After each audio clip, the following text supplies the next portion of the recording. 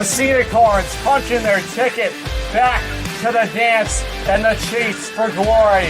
Officially on Jackson Powers plays hero in Game 1. Joe Pitts taking care of the rest on the hill. 5 shutout frames for the Yukon Husky. And how about a little flash of the wizard? Kenny Noe defensively. The Sea Unicorns finding a way to get the job done. 1-0 in Game 1. And then roll it back out in Game 2. Everyone, it's the crazy train for Norwich. Put together a 7-3 win. Hudson Castillo offers his best outing of the summer. Different customers are stepping up. And yes, for the first time this summer, Norwich is above 500. 28-27. Down to just the final 3 games to go in the regular season. Adam Plager, Logan Rundy's back with us. I'm back. I missed it yesterday, but I'm back. I couldn't miss it. The Capital Property Group pregame show gets going right now. How about it? Big doubleheader sleep. Maybe we should play doubleheaders all summer. They're very good in them. 6-0 in their last 6 games involving a doubleheader. Yeah, it is, and they played well. You got to give them credit. 2 of them being on Sundays, and you get a midweek doubleheader. Those are always tough, especially playing the night before at home. So it's a good bounce back, and more importantly, you got the job done what you needed to do. About 7-2 coming out of the All-Star break. They're playing their best baseball right now. It's the right time of the year to start to get hot. It really is. I mean, this final 10 to 12 game stretch is where they really needed to play well, and they have, right? It's going to be really important to continue to play well tonight. This is a team you could very well see next Monday, Tuesday, or Wednesday, I should say, and finding different ways to, again, investigate what they're doing, try to find, a way into their bullpen. And the big thing is to exploit their weaknesses, because this year, especially here at this ballpark, we have not done that. No, not at all. 4 victories for New Britain. They've been dominant in this matchup. Norwich's 2 wins have come over at the Beehive. Looking for a big one here tonight. Let's roll it back. A lot of fun in the Rose City last night. It starts with the Yukon right-hander, Joe Pitts. He's continued a strong line of starts, and last night was no different. Yeah, it's talked about it on Tuesday. If he commanded the strike zone and he was able to put the ball in places he wanted to put it, that Westfield offense is simply not good enough to be really effective off them. They're much more in the early count swingers, and you get strikes out, as you can see yesterday. Did a good job of doing that, put the ball on the ground, and essentially shut down that Westfield offense. 13 of his first 16 pitches were in the strike zone. The only time he fell behind batters was the second inning. Other than that, he had full command of that zone. He sure did, and just finding different ways to get outs, and that's a good start. Of course, when you put the ball over the plate and you have the first pitch on your side of things, it makes it easier. It opens up pretty much everything. Whether it's the slider, it's the fastball, the changeup. He can pretty much do whatever he wants at that point because he's in the driver's seat. He was in the driver's seat and no walks, and that was the key for him. Walk right down, strikeouts continuing to rack up. 4 more Ks for Joe Pitts, and 38 of his 57 offerings were inside the strike zone last night. This is a guy you need come the postseason. Very well could face the New Britain Bees of Vermont in that first round matchup. Great for him to end the regular season on that note. Yeah, it really is, and it's a good momentum shift, as you mentioned. He will pitch in that series, whether it is against New Britain or Vermont. I think he'll be the Game 3 starter, at least planning on it to be in that series, but if things go awry... Game 3. I think that's a 3-game series in any situation. Yeah. I think that's what he's going to be set up to be, but if he's needed, I think he'll come in Game 2 or Game 1. No doubt about that. Team defense helps you win games. They can help lose a ball game. They helped Norwich win Game 1. And if it was not for the play of Kenny Noe at short, we could be talking about a very different finish in Game 1. You really could, and that finish in Game 1 elevates into Game 2, where you put up 7 runs on the board, and that very well could have been a momentum shift in the wrong direction for this group. They needed that play yesterday from Kenny, and what a job to get it done. Yeah, he made all sorts of plays, and he's a guy you need right defensively. The last 2 weeks, the defensive side of the game, so important to take care of it, controlling the controllables. He made some unreal. He was like a human highlight reel last night, some of the plays you're watching right now. You're not going to expect that every night, but boy, when you make plays like that, that can light up a clubhouse. It sure can, and he's been a guy that's been a leader all year, and we talk about it. The offensive side has been nothing but consistent, but it's been the defense at times. They had a couple errors throughout the week, one of which was on Tuesday night against New Britain. So just finding different ways to make up for that in a sense, and then continuing to play that good defense come the playoffs. So all of that sets up an 8th inning, which was extra innings yesterday. We played 2 7-inning ball games with the doubleheader, and we speak about quality at bats. And Norwich put a string of them together to set things up. Yeah, they sure did. And it is that in the extra inning, finding a way to get guys on. You already have one out there. You have a duck on the pond. How can you manufacture that run? Can you find a way to bunt one over? Can you find a way to get somebody advanced in any situation? This team did an excellent job of doing so yesterday. No doubt about that. TJ Barry, the infield knock. Who wants to face Mike Fiatarone? They put up the 4. They're going to let him go to first base. And all of a sudden, the Ducks are full of corns. And Jackson Power steps up, and you felt like the night was over. Yeah, and in fact, it was. You know, he knew the situation. All you got to do is put the ball in the outfield at that point. He put it out there. Run scored. Game over. Sea Unicorns clinch a playoff spot. Yep, they have a spot locked up. Now we determine positioning. But the good times continue to roll going into Game 2. And Hudson Castillo, let's face it, he has been a question mark when he has taken the rubber. And last night, he erased all question marks. He is a guy ready to compete. Yeah, he's going to be ready to compete. I don't see him in a starter role in the playoff. I think he'll kind of rotate back into the bullpen. But when you have 2 7-inning games, it kind of is like that. You've been sitting for all of Game 1, and then you come in what I guess could hypothetically be the 8th inning, if you will. It's just a restart. In fact, for bullpen pitchers, that sometimes is better because it's even. He did a really good job of settling into that makeshift role. How important is such a quality outing like that for him to go into the playoffs? Maybe get one more outing. I don't think he pitches again for the final 3 days, but for him to get right. Yeah, it's important to have all your guys right, and for him, who, as you mentioned, has frankly struggled throughout his summer here in Norwich, to have an outing like that, a confidence boost, not only for the rest of the summer here, but into the college year as well. Yeah, no doubt about that. Hudson Castillo, a big part of it. He gets that victory in Game 2, but how about the Futures League? Yes, he was the player of the night. C.J. Nolan, 7 steals between the 2 ball games. He's jumped up to 4th in the Futures League in steals. Boy, it doesn't matter how he gets on base. You know he's hunting bases. Yeah, it's awesome to have quality at the top, especially in the base running department. It's one of the most overlooked things here in this sport, and to have Mike Fiatarone, to have C.J. Nolan up in those top rankings for those statistics is huge, especially for somebody like C.J. that really struggled just to even get on, and now when he gets on, he's taking advantage of it as well. He also had 2 hard base hits that ball game as well. I'm not here to speak for the team, but you have to win 90 feet, and he embodied just that. Yeah, you do, and especially against an opponent that is going to try to get you out in a lot of different ways in Westfield. The pitching staff hasn't been great all year, so it's the defense, and so you try to test that element of their game, and essentially when you take that out and when you take the catchers out behind the plate, it's essentially over. Well, we love winning 90 feet. C.J. Nolan was doing it yesterday. He went 90 feet with our very own Logan Rundy. Take a timeout on the other side. Let's go 90 feet with C.J. Nolan. Sea Unicorn fans, want to watch the Sea Unicorns like a VIP? Book a Dodd Stadium luxury suite, perfect for business outings, birthdays, or a night out with friends. Enjoy indoor and outdoor seating, a flat screen TV, your own private server, and the option to pre-order from our catering menu, all while catching every pitch in comfort. Order your luxury suite today for just $500 for up.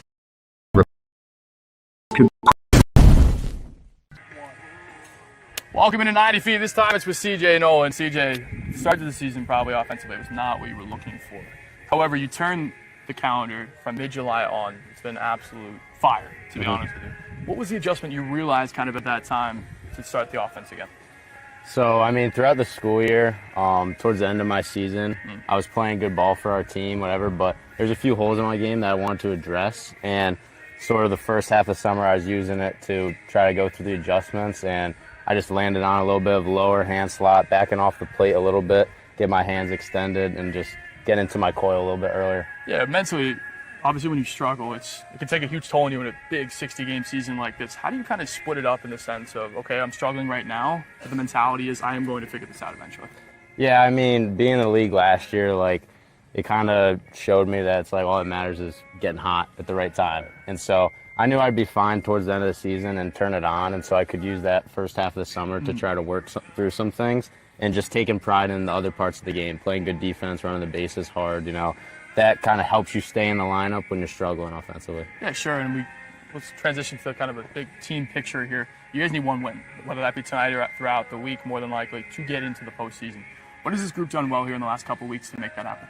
You know, I think we're just gelling really well. Like, the time in the clubhouse and off days, we're spending time together. It's just kind of a cohesive unit going forward. We've got really good pitching down the stretch from some guys like Pitts, Schrage. The bullpen's been electric, and then I think we just cleaned up a lot of the defensive problems that I think we had during the bulk of the bad stretches in the season. Yeah, sure. And of course, we can always talk about the things on the field that make the team better throughout the year. What are some of the steps or things off the field that you feel as if this group has come together through? Yeah, I mean, like, it's great having a good pro-style clubhouse up there that, you know, we got a BP coming up for the away team here. We're going to stay in there and play cards for an hour, shoot the shit, you know, get in the hitting cage, hit together, you know, bond together, and go see movies outside of the clubhouse, whatever, you know. Yeah, absolutely. Well, CJ Nolan's a huge part of what this group has been able to accomplish over the last couple weeks. We're one win away here in Norwich from clinching a postseason berth. This has been 90 Feet with CJ Nolan. Adam, back to you. Great stuff down there with CJ Nolan going 90 feet. He's been doing a lot of that lately. Sure has. There's no more holes in that swing. Yeah, not at all. And then we mentioned it, there were plenty of them early on in the summer in June and mid-July, but ever since probably that July 15th marker, he's been unbelievable. You also know who loves talking a little CJ Nolan. Good times in Norwich. Nobody else than the skipper, Zach Itcher. We chat with him on the Clubhouse Report. Game 56 of the Futures League Summer. The Sea Unicorns are in for the fourth consecutive summer back in the playoffs. Adam Plager alongside Zach Gitcher on the Clubhouse Report. Big doubleheader sweep yesterday. We'll start game one. Joe Pitts, I didn't jinx him. He's kept it rolling right now. What's allowed him to be so effective? Yeah, I think he's just attacking hitters in the zone with all pitches. And when he gets deep into a count with a guy, you know, he can use any pitch he wants to get him out. And I think for us, like, I think Joe was plagued a little bit at the beginning of the year with guys just struggling in the field a little bit behind him. It felt like every time he got out there, it was like he'd have a good inning or two, and then it would just kind of fall apart. And I think our defense has really stepped up for him, and, you know, he's done a really good job of controlling the run game and just attacking hitters. Speaking of team defense, Kenny Noe looked like a wizard at shortstop yesterday. Sean Flannery starts a huge double play in the eighth inning. How impactful has the defensive side of the game been over the past few weeks? Yeah, I think Kenny made a huge heads-up play in the fifth inning, I think. And Mike just being ready for the throw. I mean, that was huge. That saved us, quite frankly, probably the winning run or the go-ahead run for them. And then, obviously, like, Flannery, like I told him, like, before he even went out there, I'm like, they're going to bunt. Like, just got to field your position, take the out at first, and then they bunted with 2 strikes, popped it up, and it was a really impressive play because he didn't even set his feet, just caught it and threw it, dead strike, and once that happened, I was like, all right, we got a really good chance of winning this game. I know you've talked about having productive at-bats if you're going to make an out. Was a game-winning sac fly. Jackson Powers has been really productive in that department. How fitting was it for him to send that into the outfield and Kenny Noe to score that winning run? Yeah, I mean, I've been around Jackson now for 2 or 3 years. I mean, I coached him at St. A's, and that's just the kind of guy he is. Wears his emotions on his sleeve. And look, like, he's just doing everything he can to be a selfless teammate and find a way to help us win. So that at bat sums up the type of player he is and just who he is as a person. That victory allowed you to have a little fun defensively and how you structured your lineup in game 2. CJ Nolan had a lot of fun, 7 stolen bases on the day. He brings a lot of energy. Yeah, no, he's one of the best at what he does. Another guy who just plays the game hard, plays the game the right way, and, you know, at the end of the day, that's what's most important to us as a coaching staff, is just putting guys out there, putting guys in positions to succeed, but guys that are, you know, ready to just do everything they can to win and find a way. Hudson can get us in, get us out, get our team up at bat, and we'll be in a spot to succeed. Great stuff as always, Zach Itcher. It's always a lot of fun when you talk about winning some ball games, going into the postseason. There's no stress in that clubhouse right now. They can play freely, and I think that's very important for this group before you get into the playoffs. Yeah, it really is. And I think there's an element to the question of, okay, do we play for seeding? Do we put out our best lineup every day? I mean, we're in, but do we want to have a preferred opponent, right? The only way you're winning games at this point is playing a New Britain team that's one of the best here in the Futures League. And then you play Vermont, if you drop down to the 4, and it's another great team. So I understand, and I think this lineup is indicative of the fact that this team's here to have fun and, of course, win ball games here down the stretch. No doubt about it. We are up to game 56 of the Futures League Summer. And Zach Gitcher, as always, he constructs the lineup card. Let's take a look at number 56 for Zach Gitcher, and a very similar look at the top. Henry Ayers pounded out a big triple in game 2. He played third base in that ball game. He's out in right field. A guy who can play some outfield, did that in high school. How important is this opportunity for him to get back to a spot where he hit very familiarly over the first 20 games of the summer at the top? Yeah, I mean, I don't think this is a place where he'll be in the postseason, but it's a different confidence booster. It's a different element, and part of this league in the summer that I think it gets overlooked at times is these guys have to be put in different situations. He's been more in the 5 through 7 hole. Now he's up at the top again. We'll find a way to make that difference for this team. Kenny Noe, usually the guy we've seen in that leadoff spot. What changes 1 to 2 in the lineup? Not much. Honestly, you're not hitting with too many guys in front of you. At that point, it's kind of the same approach. You're almost like a secondary leadoff. This lineup usually has 3 of them with Pengel at the bottom. He's not in tonight, so it's more his responsibility to follow up what Ayers does at the top. Matt Park is back, the Quinnipiac Bobcat, and he went mashing his final game with the Sea Unicorns, drove in a couple of runs, had some big extra base hits, but there has been a layoff between these 2 ball games. What do you want to see these final couple of games? He's going to get a little run before the postseason. Yeah, I mean, it's always different when you have a hiatus. You saw when Mike Fiataroni came back. It took him probably a weekend to get really back in the flow, but you're not doing too many baseball activities when you're away from the ball club as well. I expect him at times to have some moments where it's not his normal self tonight, and I think, he gets 1 or 2 hits, makes a couple of plays in the field, does a lot of different good things. Jake Howlett is over at first base. What do you want to see from him in the cleanup spot? Just keep doing what you're doing. He's really grown into the season, especially on the road, but now it's here at home to put that together. He had that big double a couple of weeks ago to bring in a few runs. I expect some of that again, especially in that cleanup role. Sean Flannery hits 5th. The DH had a walk yesterday, produced a run on a wild pitch. What kind of at-bats do you want to see from 21? Honestly, just ones that are competitive, quality at-bats, anything 5 pitches or more, trying to find ways to put the ball the other way. For him, it's all about mechanical hitting, right? He's trying to be a 2-way at UConn. You're going to have to be able to use all fields. You can't strike out. You got to draw walks. This is a good learning experience for him. Carter Grand over at second base. We have PC back out there in left field, had a hit yesterday as well. Luke Maltasia, very rare back-to-back behind the dish for him. He'll hit 8th. Jacob Snyder patrols a lot of ground out there in center field. We saw him cover it all last night. Bottom of the order, 6 through 9. Where do your eyes go to? I think you just got to use Carter Grant as a jumping off point. 6 through 9, those are guys that are not in the lineup every single day. They're inputted in different places. Paul Calandrelli being out in the outfield, not a place he's all too familiar with, so they're going to get their opportunity. It's a different spot. It's all about embracing it at this point. You come out with wins, great. If not, it's not the end of the world. You face Tommy Connolly tonight. Who's your X-Factor pick against the Bees? I don't necessarily have a pick. I think like you mentioned, 6 through 9, if they're able to produce, I think New Britain doesn't stand a chance. Michael Zalenkanskis is the right-hander on the hill. 6 feet 5 inches. The Ramapo product. He looked like an ace his last time out. Back on July 31st. Run the tape, please, because he looked overpowered. Yeah, he did, and especially through the first 4 innings, he's able just to control the zone. That fastball, when it's working, it really does a lot of in the zone, and especially those last 5 to 10 feet, it's all about how does that ball move to seam action, so that's side to side. And it moves a lot when it's working, and when it doesn't, it's straight. It's flat as can be, and it has to be able to move tonight to be effective against an excellent New Britain fastball hitting team. He had 7 strikeouts. That was a season high for him. How much stock do you put in this game tonight for Big Z? It's all about getting ready for the postseason. So, of course, learn about who you are, but you want to dominate in this. You could very well pitch next week in this New Britain matchup if that is the team that Norwich ends up playing. You got to learn about these hitters, and you got to be effective. Michael Zalenkanskis bump day here on a thirsty Thursday.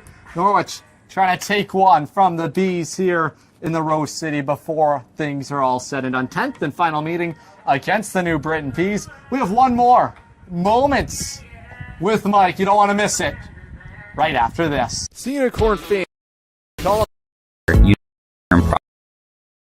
Absolutely. We believe this could be a great partnership.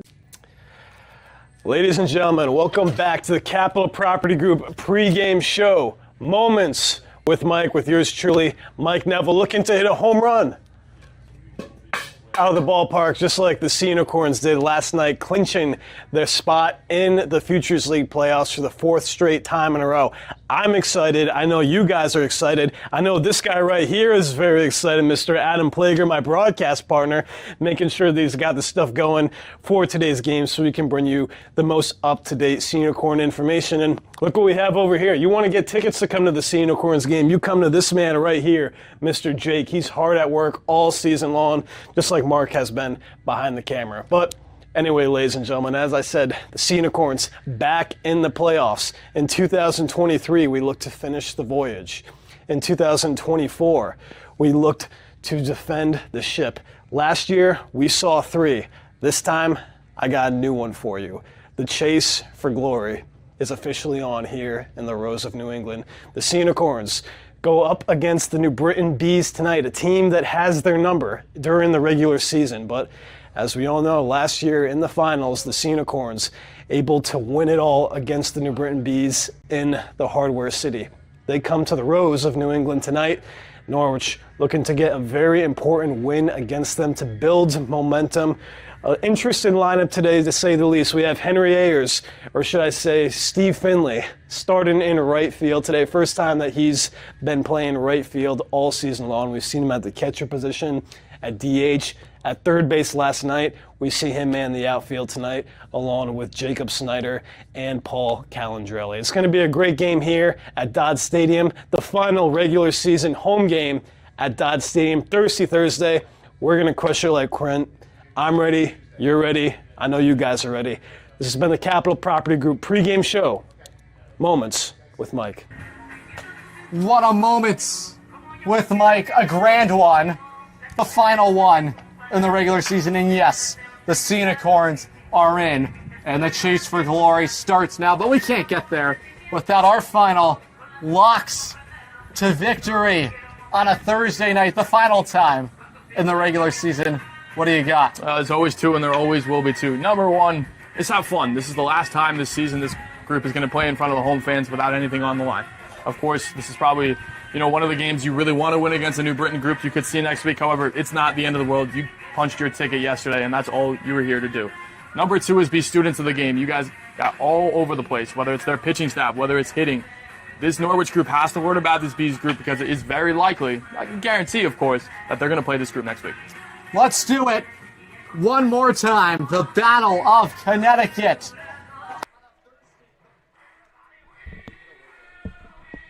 Ready to go one final time in the regular season. Adam Plager, Mike Neville with you. Michael Zalenkanskis is on the hill. One more Thirsty Thursday. Adam Plager, Mike Neville with you. The final installment of the Battle of Connecticut in the regular season. Ball 1 misses downstairs, officially underway. 6:37 local time. That's right, Adam, and this could very well be a live look into the future. This could be a semifinal match. Of course, the Sea Unicorns will face either the New Britain Bees or the Vermont Lake Monsters in round 1 of the semis, and the New Britain Bees have gotten the best of the Sea Unicorns this season. They hold a 6-2 record versus the guys from the Rose City, although Norwich looking to have history repeat itself and be successful against the Bees in the postseason. Zalenkanskis was dominant his last time out. 7 strikeouts over 4+ innings. The pitch home is offerings the heater in for a strike, move the count, 2 balls and a strike. Norwich back in their home whites and are now 14-13 here at Dodd Stadium after yesterday's double-header sweep.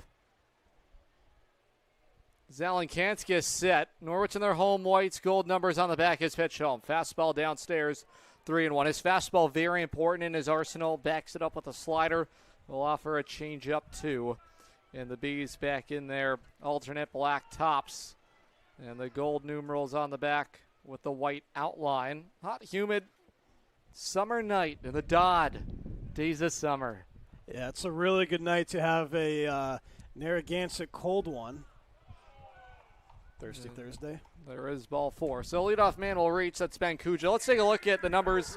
Michael Zalenkanskis this summer for The Sea Unicorns Ramapo product. What should we know about the Norwich right-hander? Well, he is a strikeout power pitcher. That is for sure. 7 innings so far heading into today's contest. Rocks a 3.86 ERA, 12 strikeouts and only 2 appearances. His debut coming July 24th, versus Nashua. He went 3 deep, 3 hits and 5 strikeouts. And as you said, Adam, his last appearance. Oh, watch your lips.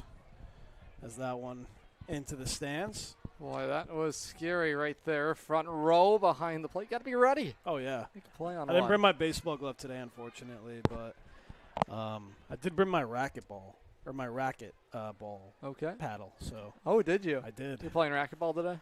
Not racquetball. Pickleball. Pickleball. There you go.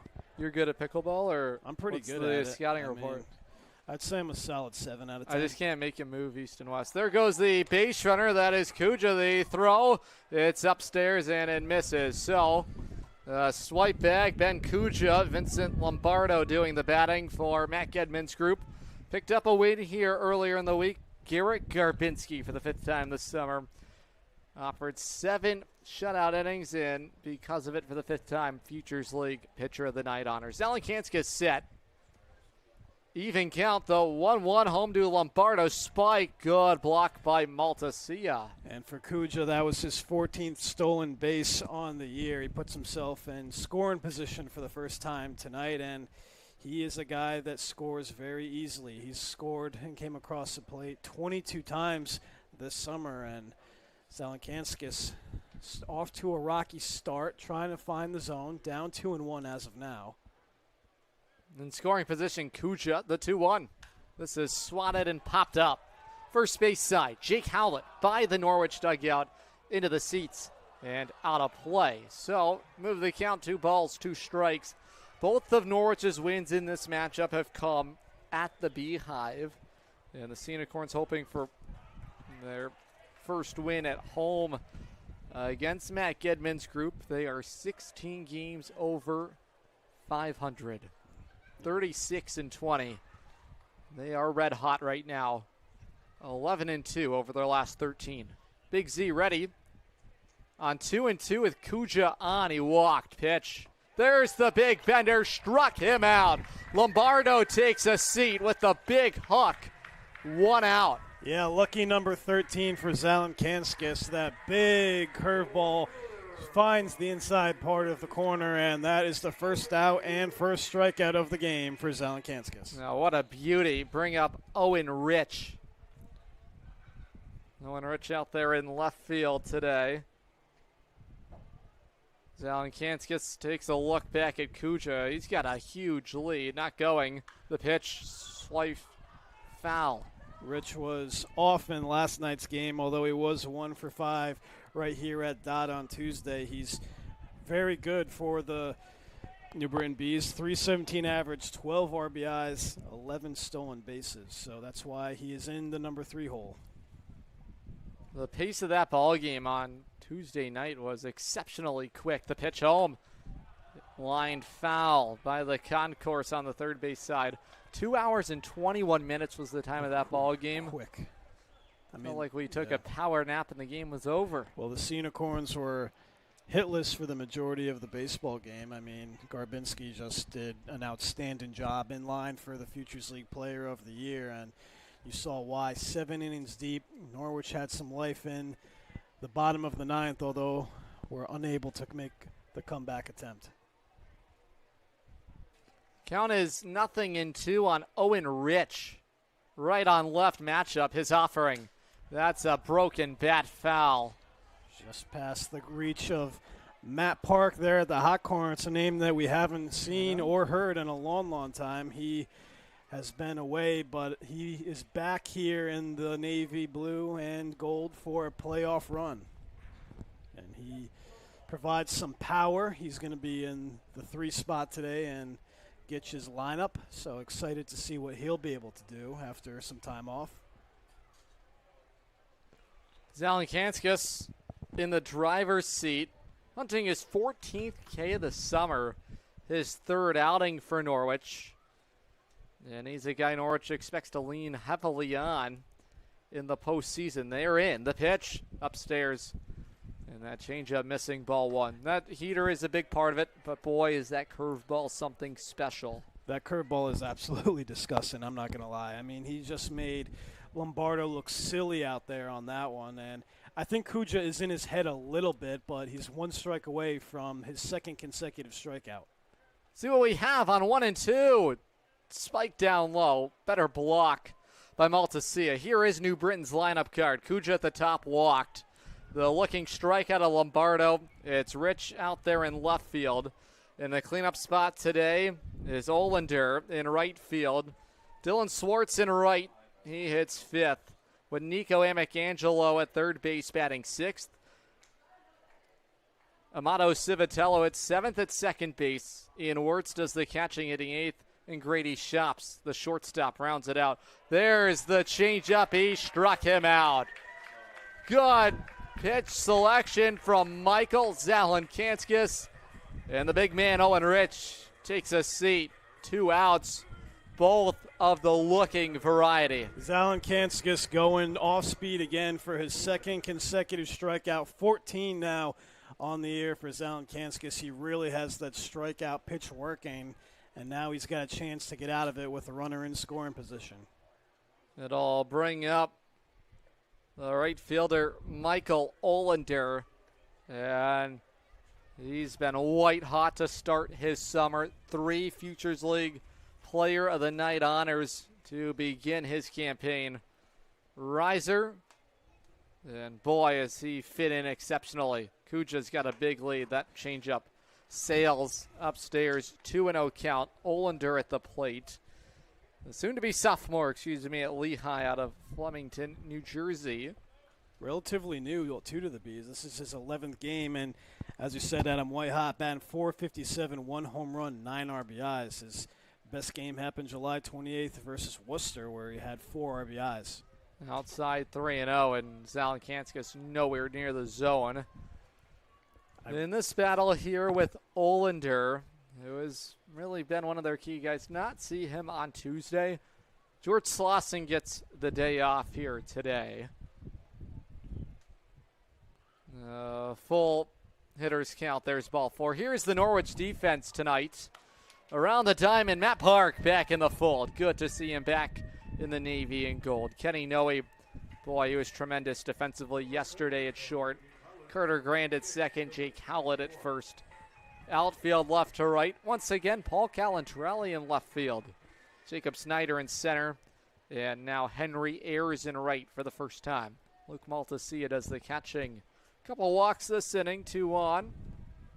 Here's Dylan Swartz offering.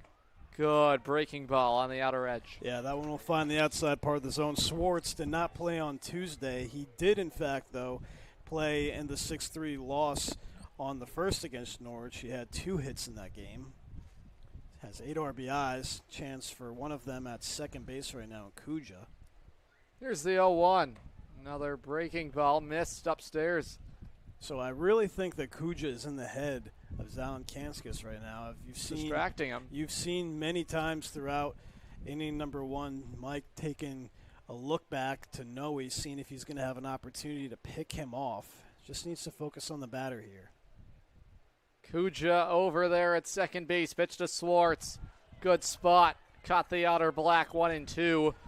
And Big Z with a chance to strike out the side unconventionally. 2 walks, 2 strikeouts.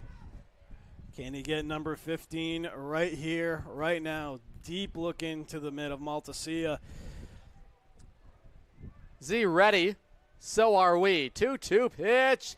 Taken outside. Make it now 2-2.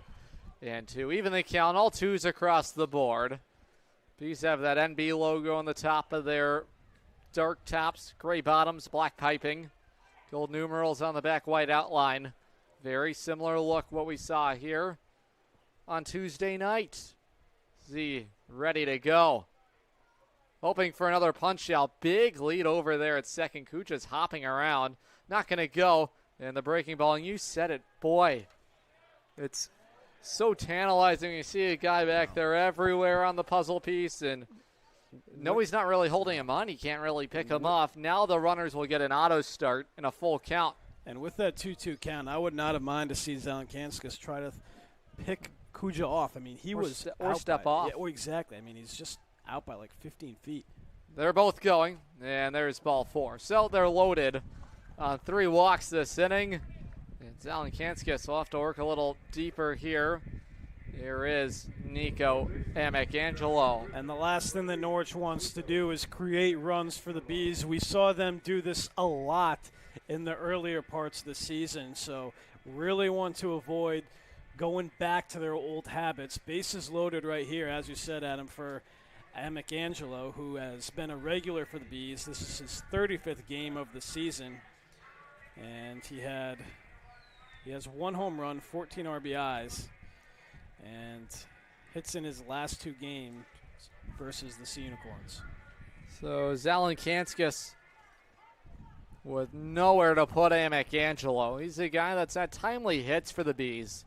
They're loaded in front of him, and Zelenkanskas hoping to work out of trouble. The pitch. Big swing and a miss, strike 1. Yeah, Amicangelo was very aggressive on that one, was trying to put that one up the middle and drive in 2. He's got Kuja out there, Swartz, and Olander. So Zelenkanskas is ahead of Amicangelo. Just have to pound the zone. Force him to swing the bat. That spike rolls up the first base side. Not far enough for Kuja to test it. All right. Just kind of shows the discipline, too, by the Bees.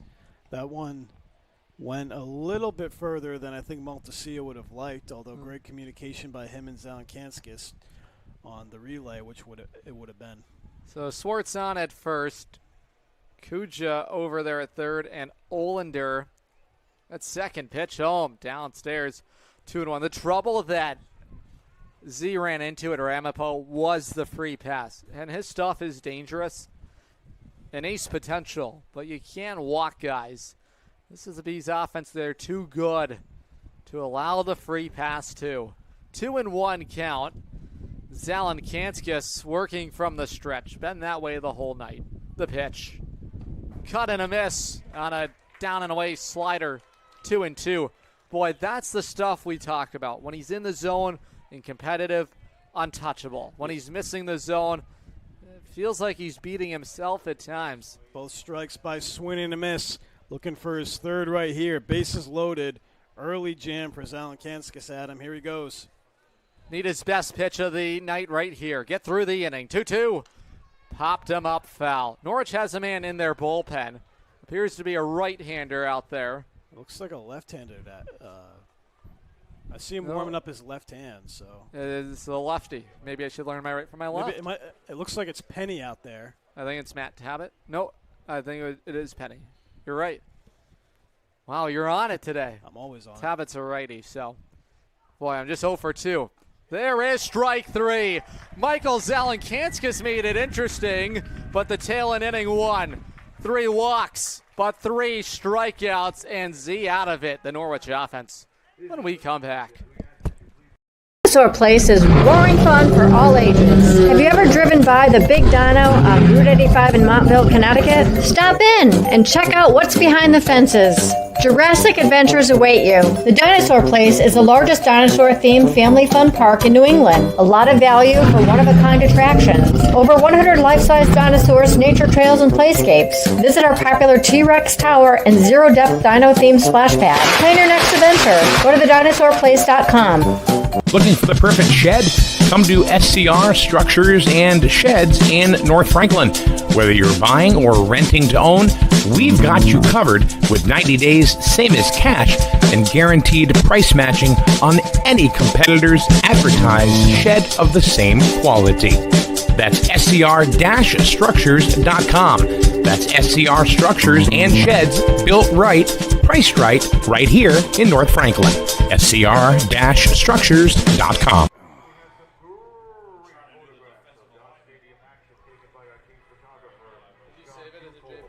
Back in the saddle here at Dodd Stadium as we approach the home half of inning number 1. Sea Unicorns will be coming to bat. Mike Zelenkanskas found himself in some trouble with 3 walks, which ultimately would load the bases, although he had the strikeout pitch working for him very well. Got 3 Bs down by way of the K, and a little bit of drama with the 2-2 count, but that big curveball was able to fool Emick Angelo, and we are now in the bottom of the first. Tie ball game, Adam. Hey, great work. You're just like a natural. Oh, I try myself. I try. We go to the home half of the first inning. Here's Zach Gitcher's lineup card. On a Thursday night, faced Tommy Connolly today. Henry Ayers back at the top of the order. He had a triple yesterday. He went 1 for 4 in game 2 of the doubleheader. Kenny Noe is the shortstop, hitting second. Matt Park back in there. He's over at the hot corner today. Jake Hallett in the cleanup spot at first. Sean Flannery's the DH, batting 5th. Carter Grand at second, hits 6th. It is Paul Calandrelli in left field, batting 7th. Luke Maltese as the catching, batting 8th. And Jacob Snyder in center field, he rounds it out. Ayers, he finds himself in the outfield today for the first time. Saw him at third base in last night's game. So he has been playing all over the field for the Sea Unicorns this year. And there's a chase for the baseball out there in third base. I see it from up here, although still hunting for it are some fans.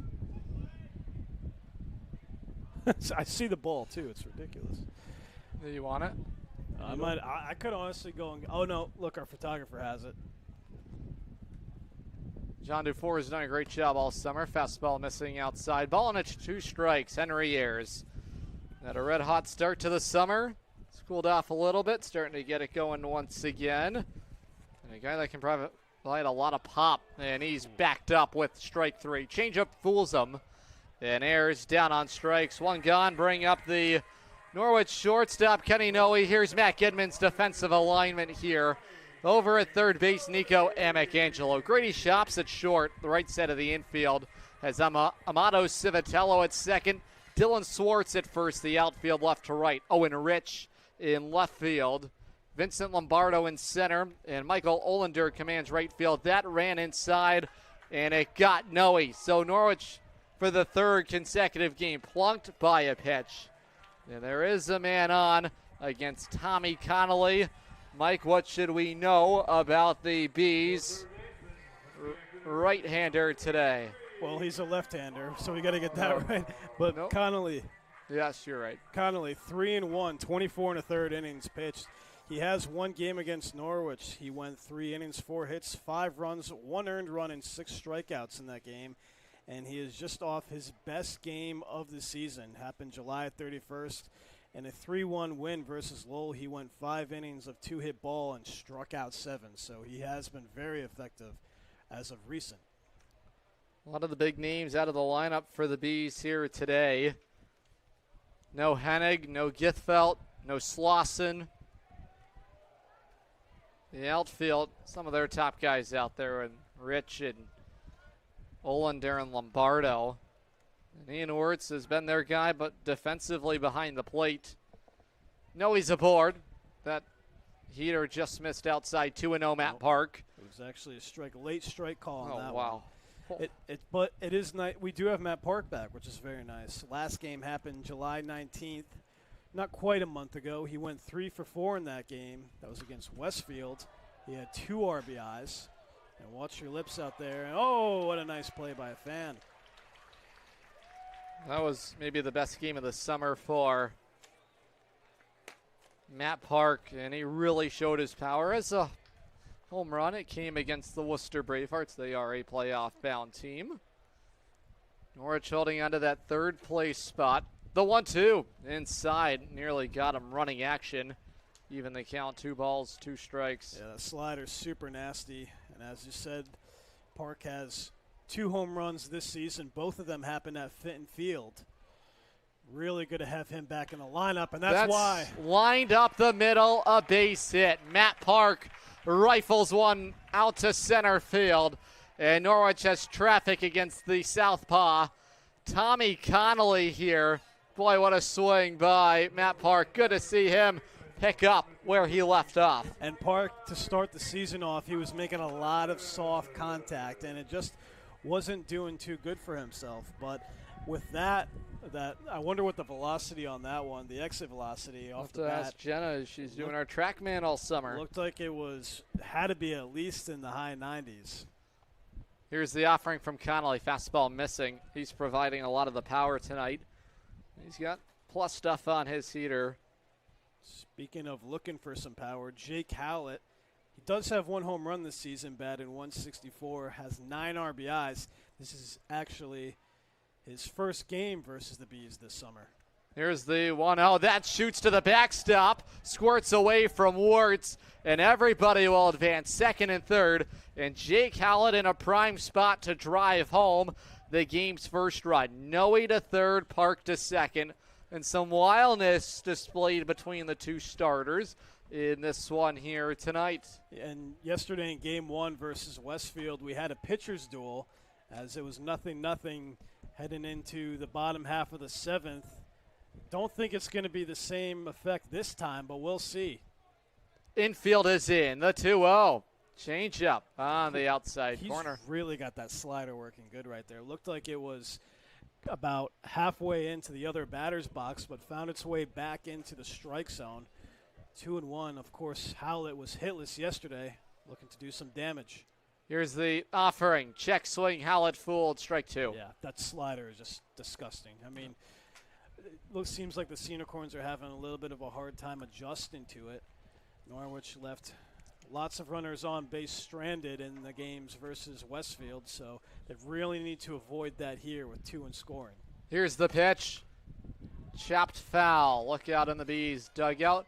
Good to catch up with Mac Edmond. His pitching staff has really led the way in his confident approach with his group. Very laid back as a manager, and he allows his team to go out there and just put on the uniform and go and compete, have fun with it, and enjoy each other's presence. Here's the 2-2.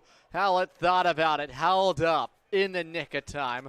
Run the count full, 3-2. And Getty has been around baseball his entire life. Rich Gedman, former Red Sox great and former Paw Sox coach, his father. So he basically has all the keys to the castle growing up, and that's why he's such a good manager with the Bees. Also coaches hockey at Trinity. There is ball 4. Howlett gets one to go his way, and they're loaded. Hit batsman, single, and the walk of Howlett. And Norwich has loaded it up themselves. How about this matchup? Sean Flannery, the two-way star. He's going to UConn. And he'll compete here with Tommy Connolly, who was really fighting it in this first inning. Soon to be junior at St. John's at Ridgefield, Connecticut. Yeah, both teams trading bases loaded in the first inning. And as you said, Flannery up to the plate. Only his second game hitting. We saw him in yesterday's game. The runner-up in the home run derby. Strikeout and a walk last night. The home plate umpire, Nick Barone, calling the balls and strikes. Robert Torres at first, Brian Roth. He's positioned to the right side of the left-hander. The pitch from Connolly, taken at the knees for a strike. 1-1 on Flannery. And if I'm Flannery, I'm going to be sitting slider once again. He's really working that slider early in this game. Would not be surprised to see him do it again. Here's the pitch. That's down Main Street. Wow. That was the fastball. Yep, I was off on that one. No more Houdini, Mike. No more? Who knows? No. Flannery is perplexed here.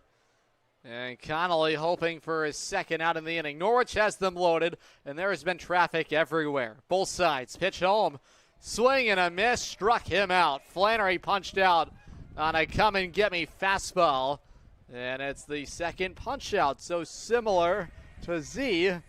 Both pitchers have been erratic in the zone, have come back, got the strikeout. Zalenkanskis needed 35 pitches that first inning. Yeah, I mean, that's unfortunate, especially if you're a starter. Penny getting loose in the bullpen. He can go deep in the game, which is nice, but of course you never want to see your pitcher go that many deep pitches deep in the first. Carter Grand batting. He played in the second game of that doubleheader. Expected to see some more playing time final couple of days of the summer before the postseason. 1-0 outside 2-0. This would be a big spot for Norwich to cash something in here after loading the bases themselves. Yeah. Zalenkanskis got him way out of it, and there has been no shortage of traffic. And Grand just missed a home run in last night's game, if you remember, a few feet away from the wall. That was out in left field. Takes the breaking ball low. Wow. That one looked like it was pretty good, but we'll take it. 3-0 count. Grand's best stretch was the 14th to the 17th of July. He went 5 for 11 with 4 RBIs, a double and a triple. So Grand in a 3-0 count. Backed up. There's ball 4. RBI walk. Gate opens to first base. To the plate, Kenny Noe, and Norwich leads 1-0. Get up, Adam. Get up, Adam. Get up, Adam, and dance. The Norwich Sea Unicorns strike first in today's game thanks to the 4th walk of the inning allowed by Tommy Connolly. Bases still loaded. Paul Calandrelli steps up to the plate looking to keep the good times rolling. As you can see, the fans really getting into it. They know what this game means. A win versus the Bees undoubtedly has to just make the confidence go up heading into the playoffs. Here's the pitch. Big breaking ball, a curve ball in there on Calandrelli. So Norwich has a chance to chip in a couple more runs. Grand runs at first. Aboard at second, Howlett. And it is Park on at third. He has the only hit of the ball game. There is a strike, 0-2 on the URI product. And Paul Calandrelli getting some run out there in left field. Made a couple running catches yesterday out there. Made a jumping catch, too, and he's no stranger to playing against the Bees either. He has at least 1 hit in all 3 games he has played versus New Britain this year. He was the opening day catcher for Norwich. He's been there the whole way, and it's a rarity in the Futures League. Guys come and go throughout the summer. Norwich has rostered over 50 guys this summer. Wow. And 3rd consecutive summer, that has been the case. And it's always so interesting to see the evolution of a roster from late May to early August. 1-2. Checked his swing. He went around, struck him out. So, 3 strikeouts in the inning, couple of walks and a hit by pitch, and Norwich produces a run. 1-0 Norwich. Go to the second inning on the other side. Corn fans, want to watch the Sea Unicorns like a VIP? Book a Dodd Stadium luxury suite, perfect for business outings, birthdays, or a night out with friends. Enjoy indoor and outdoor seating, a flat screen TV, your own private server, and the option to pre-order from our catering menu, all while catching every pitch in comfort. Order your luxury suite today for just $500 for up to 20 guests, or go big with a double suite for $900 and bring 40. Don't miss out. Call now, 860-887-7962, and reserve your suite today. If you own rental property around here, you know how fast tenant calls, repairs, and rent collection can pile up. That's where Capital Property Group comes in. They handle everything: tenant screening, rent collection, maintenance, repairs, and day-to-day property and association management. Whether it's a long-term rental or a short-term property, they make ownership simple and stress-free. You own the property. They handle the headaches. Learn more at mycapitalteam.com. Capital Property Group, simplifying property ownership. We're really looking forward to the possibility of working together. Absolutely. We believe this could be a great partner. Norwich goes to the bullpen for Kevin Penny, left-hander out of Ramapo. And we have been accustomed to seeing this. Zalenkanskis needed 35 pitches to get through a scoreless first inning. And Norwich protecting him for potentially game 1 of the postseason, trying to make sure he's lined up and ready to go. So he gets his final work in here on this Thursday night. And this has turned into a bullpen game here tonight for the Sea Unicorns. Penny so far this summer for Norwich will make his 4th appearance. It's all out of the Norwich bullpen. And a guy that has chewed up plenty of innings.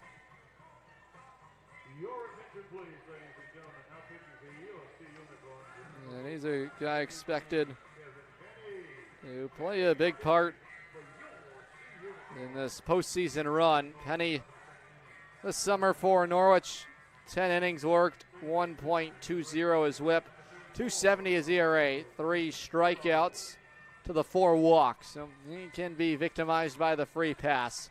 7, 8, and 9. Amato Civitello, Ian Wirtz, and Grady Shops, the trio due up for Matt Gedman's side. That first inning today between the two clubs taking just right around 30 minutes between Norwich and New Britain. Both sides loaded the bases, and Norwich cashes in a run, RBI walk. First delivery home has popped up. Howlett races over, and he's unable to catch up to it. And how about this delivery from Mike Neville, the best in the business? Thank you for dinner. Hot and fresh, just as you like it. Yeah, this is unbelievable. Dude, literally fresh out the fryer. Who was serving you? Was it Duda? No, it wasn't Duda. That's all right. I don't know who it was. It was somebody. But they did a good job. They did a tremendous job. I mean, talk about your speed. You missed one pitch. Oh, dude, I'm dialed. I don't know how you do it. Always. It's like I part the Red Sea whenever I walk. Yeah. Does it all. Graphics, helping me make sure I can eat dinner today. Seriously, yeah. I can't call this game by myself now. I can't have you passing out. No, we don't need that. No. But, yeah, it's been a crazy, crazy summer. It's really been nice to be back here in the Rose of New England, in the sports realm, I should say. Good to have you back, and we're hoping to chase 4. 2-1 count. Here is Civitello. Wirtz on deck. Penny from the stretch. 2-1. Backed him up inside on a running two-seamer. 3-1 count. The last outing for Penny was back on July 31st. 2 frames, allowed an earned run on 1 hit. And he did not strike anybody out. That was against the Bravehearts.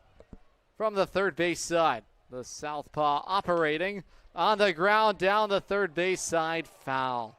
Yeah. Just missed extra bases. Yeah, much to the chagrin of the Bees dugout.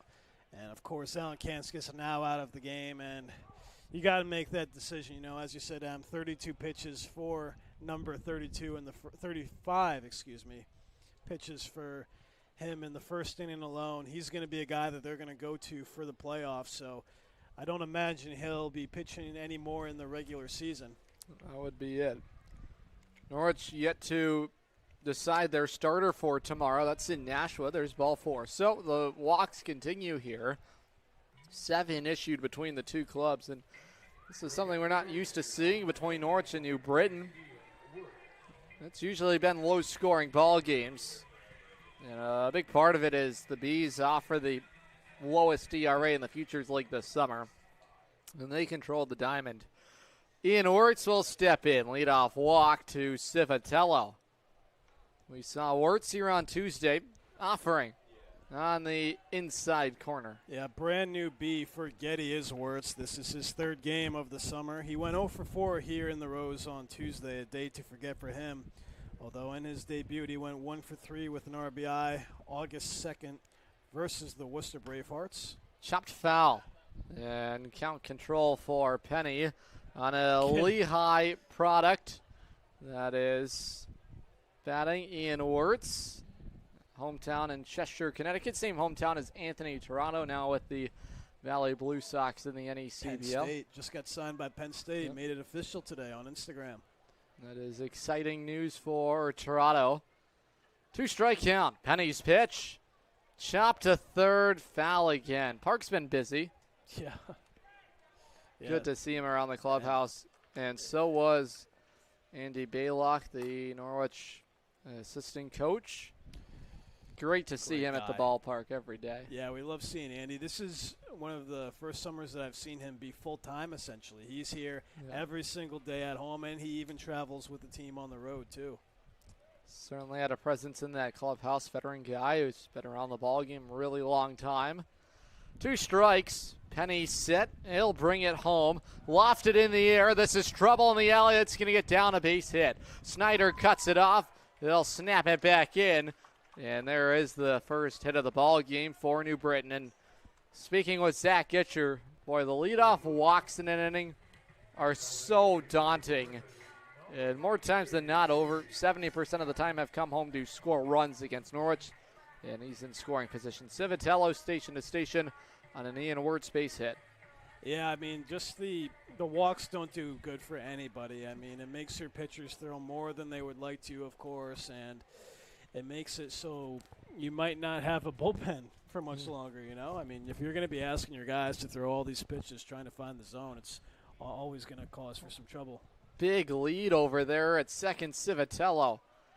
That just missed inside, according to the home plate umpire, Nick Barone. Civitello with 8 stolen bases on the air. This is the name of the game for the Bees today, just taking very aggressive leads from the scoring position at second base. Penny set. Working behind 1-0. The pitch. Sliced foul. Here is Grady Shops batting. He's their shortstop. Once again, he's rounding out that lineup card for Matt Gedman, and a guy who's done a great job restarting it. Yes, Shops, one of the 2 RBIs in the June 30th win against the Sea Unicorns at home. Great outing by Garbinski in that game, who has had the Sea Unicorns number. There goes the base runner, and Maltasia had trouble handling ball 2. So, to the corners they are. Civitello stands at third, and the tying run 90 feet away, and Norwich has had their struggles in the zone. Yeah, so 9 stolen bases now for Civitello. Surprised that we did not see Wirtz go also on that one. He's got a massive lead. He's going to do it now, though. Although Penny's got a great pickoff move. See if Penny will throw one over. He's not, and Wirtz will stay at first on strike 2. So a strikeout and a double play is what would be needed to get out of this inning. 0 outs right now. Although 2-2 count, Penny has a shot at doing it. You have to imagine there's going to be a steal by Wirtz here. See what we have on a 2-2 pitch from Penny. Wirtz not going yet. Ball 3 missing. And in danger of walking the bases loaded is Kevin Penny. Yeah, so Wirtz, it's really hard for him to go just because Penny is so unorthodox with his move from the stretch. Really takes his time, sits back on that left leg. And there he is. There's that pickoff move. Yeah, almost had him right there. Wirtz was a little caught off guard by that, I think, although he was able to get back. I say do it again. If you're gonna take that big of a lead and you need an out, try to get it any way that you can. See if Wirtz will try to go here with a full count on Grady Shops, hoping to turn it over for Ben Kuja. The pitch. That missed, ball 4. They're loaded.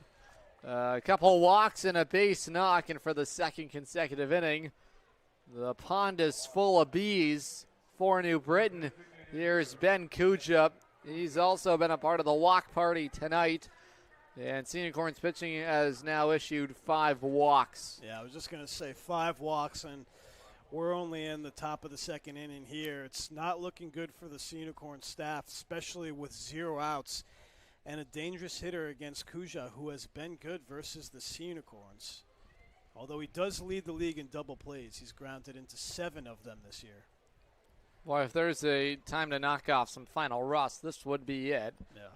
Rather see this tonight than next week when everything matters. Is really, under the really microscope. Matters. And this is a very interesting lineup by the Sea Unicorns. Not likely one that we will see in the playoffs.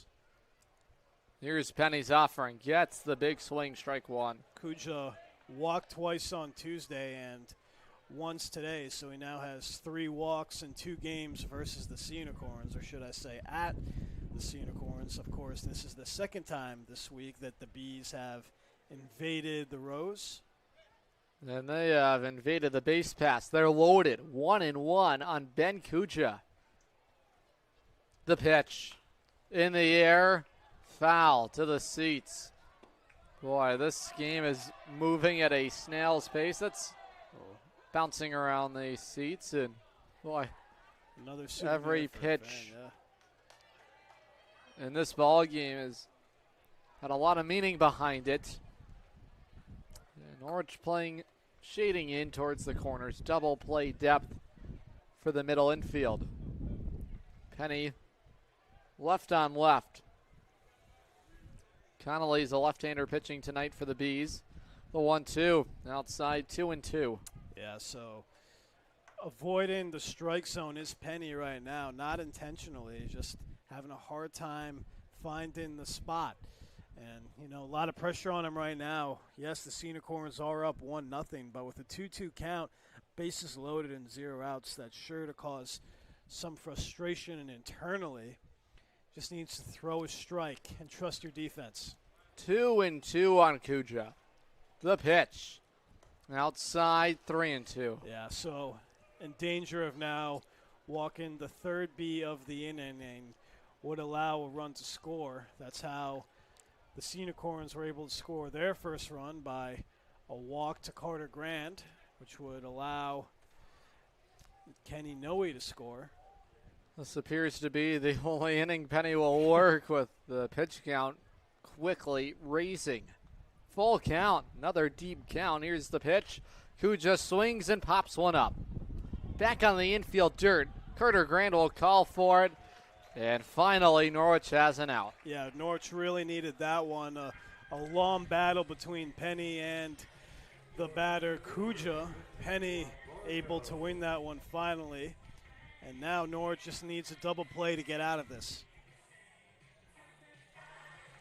In some ways, you can argue Kuja won the battle by taking it to a full count. Can, because now this is going to be the only inning of work that Penny's going to get to perform. Nobody is warming the Unicorns' pen, so unless there's something that we don't know, anything can happen here in the Futures League, as they say. I think this is Penny's inning. This is going to be a tough play. Up the middle. Noe steps on the bag at second, snaps it at first. It gets away. One run will score. Here comes the second, and the Bees have taken the lead on a throwing error from Kenny Noe, who nearly turned the inning-ending double play. 2 outs, but the Bees on top, 2-1. Bring up Vincent.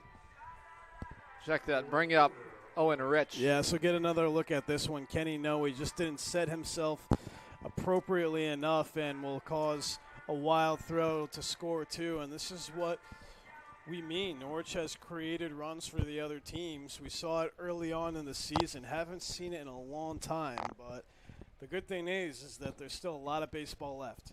Civitello and Wirtz come home. Rich taps away, strike one foul. That would have been some play by Noe at short to end the inning. Boy, was he unbelievable. So 6 unassisted and then an error by Noe. There still should be 2 outs in the inning. They got to update that. I'll So let him know. we can let you know at Griswold Dental, you're more than a patient. You're a part of the Griswold Dental family. Find out more at griswolddental.net. And the athletic trainer Tim coming out. Check in on Kevin Penny. Zach Gitcher also slow walk out there, and boy, that's not a good sign. No, I mean, Penny's been asked to pitch a lot in today's game already. Only in inning number 2, as we said, Adam. It just not the way that I think that we imagined things would go. Although, as I said, still very early on. Hopefully nothing too major for Penny. We see some action in the Unicorns' pen. Looks like D'Ambrosio warming up. Alex D'Ambrosio getting loose, and a guy that has only worked more than an inning on a handful of occasions. And right now this is a matter of making sure Penny's all right. Take a break, step aside, don't go anywhere. And it looks like Kevin Penny will come out. So, boy, his health of the utmost importance right now. New pitcher coming in. We'll talk about him when he's ready to go. D'Ambrosio will have as much time as needed to get himself ready. Unicorn fans, ready to rep your Norwich Sea Unicorns? Dive into the point-of-sale team store. From hats and jerseys to gear that covers every base, show your Sea Unicorn spirit and style. From ballpark essentials to unique souvenirs, there's something for every fan in the pod. Stop by during any home game or shop anytime at seaunicorns.milbstore.com. That's seaunicorns.milbstore.com. The point-of-sale team store has you covered all season long.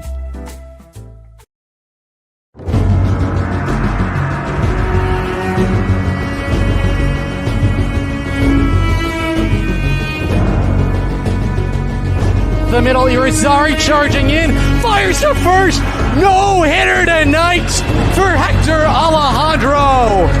The Norwich Sea Unicorns are back-to-back future league champions. Turning around third, coming home to score is Fiataroni. Say goodnight to the Bees. Bryce Detweiler calls game in the 12th inning. Walsh charges in. He snaps it across the diamond. Say goodnight to the Bees. 3 straight championships in the Rose City. Dinosaur Place is roaring fun for all ages. Have you ever driven by the Big Dino on Route 85 in Montville, Connecticut? Stop in and check out what's behind the fences. Jurassic adventures await you. The Dinosaur Place is the largest dinosaur-themed family fun park in New England. A lot of value for one-of-a-kind attractions. Over 100 life-size dinosaurs, nature trails, and playscapes. Visit our popular T-Rex Tower and zero-depth dino-themed splash pad. Plan your next adventure. Go to thedinosaurplace.com. Looking for the perfect shed? Come to SCR Structures and Sheds in North Franklin. Whether you're buying or renting to own, we've got you covered with 90 days, same as cash, and guaranteed price matching on any competitor's advertised shed of the same quality. That's scr-structures.com. That's SCR Structures and Sheds, built right, priced right here in North Franklin. scr-structures.com. Unicorn fans, want to watch the Sea Unicorns like a VIP? Book a Dodd Stadium luxury suite, perfect for business outings, birthdays, or a night out with friends. Enjoy indoor and outdoor seating, a flat screen TV, your own private server, and the option to pre-order from our catering menu, all while catching every pitch in comfort. Order your luxury suite today for just $500 for up to 20 guests, or go big with a double suite for $900 and bring 40. Don't miss out. Call now, 860-887-7962, and reserve your suite today. If you own rental property around here, you know how fast tenant calls, repairs, and rent collection can pile up. That's where Capital Property Group comes in. They handle everything: tenant screening, rent collection, maintenance, repairs, and day-to-day property and association management. Whether it's a long-term rental or a short-term property, they make ownership simple and stress-free. You own the property.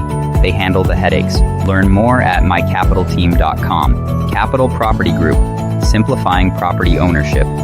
We're really looking forward to the possibility of working together. Absolutely. We believe this could be a great partner.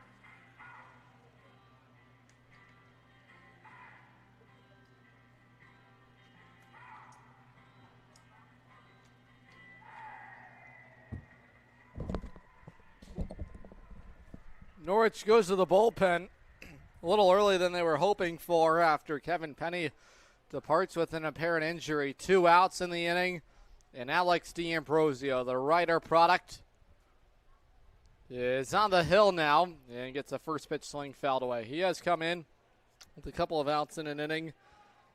Numerous occasions, has gotten out of it once before, needing just one pitch to get out of it. As D'Ambrosio works the right-hander, transfer to Ryder from Seton Hall, soon to be senior from Marlboro, New Jersey, 6 feet, 185. Here's the pitch, inside, 1-2. Yeah, so the problem with the Sea Unicorns today is that just having a hard time locating the zone. Penny faced Civitello where he walked him, allowed a single to Wirtz, another walk to Scopes. Did get the pop out to second base from Kuja, but then, of course, that error by Noe. Here's the 1-2. Swing and a miss. Struck him out. Good change-up, downhill action, and D'Ambrosio gets through this elongated top of the second inning. Bees take the lead on a throwing error, 2-1 to the bottom of the second when we come back. Unicorn fans, ready to rep your Norwich Sea Unicorns? Dive into the point-of-sale team store. From hats and jerseys to gear that covers every base, show your Sea Unicorn spirit and style. From ballpark essentials to unique souvenirs, there's something for every fan in the pod. Stop by during any home game or shop anytime at seaunicorns.milbstore.com. That's seaunicorns.milbstore.com. The point-of-sale team store has you covered all season long.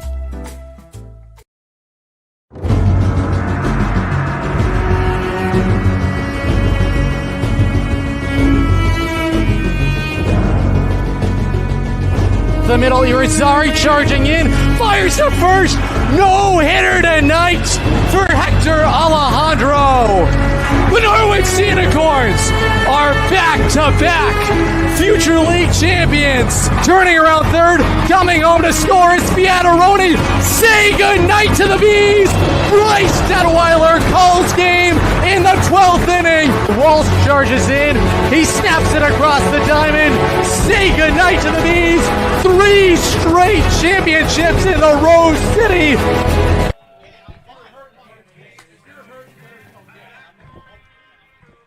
We go to the home half of the second inning. As always, we send it downstairs to our team reporter, Logan Rundy. He's with the skipper, Zach Gitcher. Thanks, Adam. I'm here with manager Zach Gitcher right in the dugout. We met here about 2 months ago. We were talking about, what our goals are for this season. How do we need this group to progress? It didn't get off to a good start, honestly. We just couldn't get it done here at home or on the road. And how did this group find a way to turn it around and make a postseason push? Yeah, I think the guys really just bought into what we're all about here, and that's just playing good baseball, having a blast, and competing our tails off. And I think the group that we have has really found a way to do that, and they've bonded over it through all the challenges and the happy joys that we've had all year. And absolutely. This group has changed, however. The energy has increased, whether that be the guys' personnel, win, lose. You felt like this team wasn't as up early on in the year. What was your message to them in those moments? Yeah, I think it's just stick to our approach. It's a process. It's not just like you're going to soar to the top all the time. And I think guys really understood that and have bought into it. And it's just through those conversations every day, whether it's with our staff or even the guys in general, like, hey, we still got to bring the juice even when we're struggling. Absolutely. This is the final game of the regular season here at Dodd Stadium. The message to your group before the playoffs start next week. Yeah, let's go do it. Let's find a way to do it. We found a way all year. Let's just keep finding ways to win, and we'll be in a good spot. Unicorns found a way to get 2 yesterday. Trying to get another one today, and then we'll make a push next week. Adam and Mike, back to you. Great stuff as always, Logan, and why not? Let's get it done. Chase for glory. 1-1, Jacob Snyder, two-way guy. Out in center field today, Sea Unicorns hoping to rally back after surrendering their lead. This is punched foul down the left side, 1-2. We'll have Logan running in the booth, innings 4 and 5 today. Get him in there and a little play-by-play tonight. Logan Rundy. Great job by Mark Benway, our camera operator, getting that done for us. 1-2. This is hooked to right field, a base hit. Jacob Snyder from the 9th spot has a base hit, and he'll hope to start the train in the Norwich second inning. Snyder doing what he does best, hitting singles. He entered play with a 294 average, and a lot of the reason that he has that is just based off of small ball, singles. He has 1 double, but he's been a great singles hitter and gets on with 1 out. Nothing wrong, like singling a team to death. That's what the Lake Monsters have done this summer. Seriously. And that was their difference in the victory. Small, compact swings, and Norwich has to visit with Vermont in round 1. Well, Brian Richmond has been their guy. Patrick Shrake as well. They're an offense by committee. No easy outs. Check in on Snyder. He's back in there safely. And the same for New Britain. 1 through 9 in their lineup. Still up in the air who they're going to face too, yeah. There's no easy outs, and they all battle at the plate. And because of it, they have been incredible at just wearing teams down. 2-1 count. Henry Ayers is the batter at the plate. He was caught looking his first time up. Snyder on. He has plus speed. Norwich hoping to get right back in it. Trail by a run. The pitch from Connolly. There's that big breaking ball. Finds the outside part of the plate. Ayers, although down 1-2 right now, he is 6th in the Futures League in walks. He has 24. 2 hits versus the Bees this year also. The pitch. That is taken, and that'll move the count even. Ayers entered play batting .280.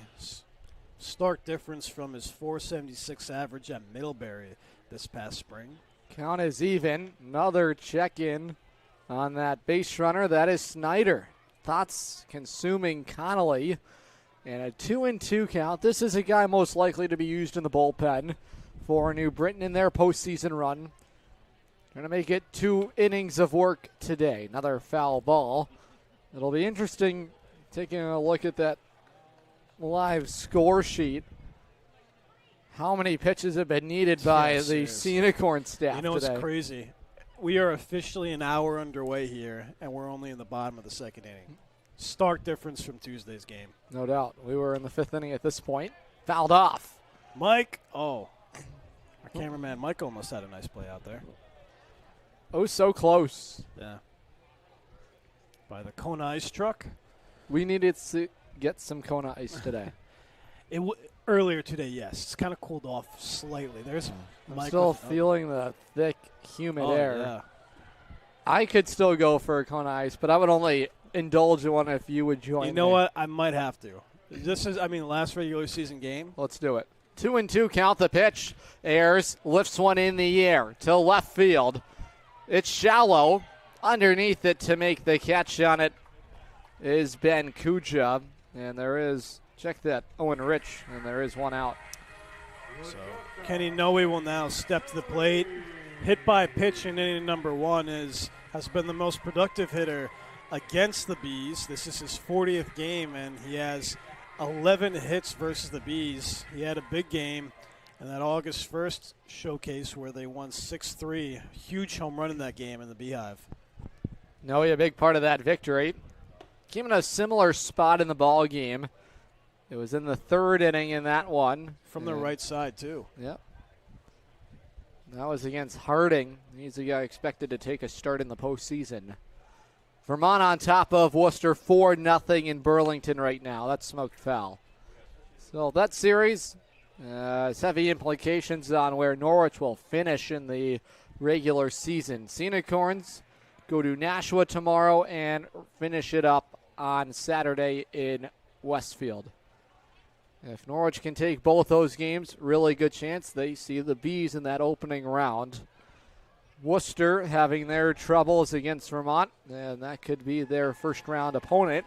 And it would begin in Burlington for Worcester on Monday, which the Lake Monsters have announced is their military appreciation night, which was rained out earlier this summer. Strike 3 call, Noe down looking. Go to the 3rd, 2-1 Bees on the Futures League Network, live on YouTube, SNSN Sports. Better with Burns. Much better. So much better with Burns. The right insurance at the right price. You buy better with Burns. You buy better at Burns. You buy better. We've been telling you for years you buy better at Burns, but you need to know just how much better the Burns Agency's gotten. Last year, we joined forces with Hub International to bring our current and future customers an even stronger product offering, exceptional service practices, and the most competitive insurance options available. Our integration with Hub makes the team at the Burns Agency that you know and trust stronger, more accessible, and positioned to better serve you in this ever-changing insurance landscape. Call, email, or visit us today in all the same easy ways. The Burns Agency, now a division of Hub International, proudly serving Eastern Connecticut since 1932. Better. So much better at Burns. The right insurance at the right price. You buy better at Burns. You buy better at Burns. You buy better.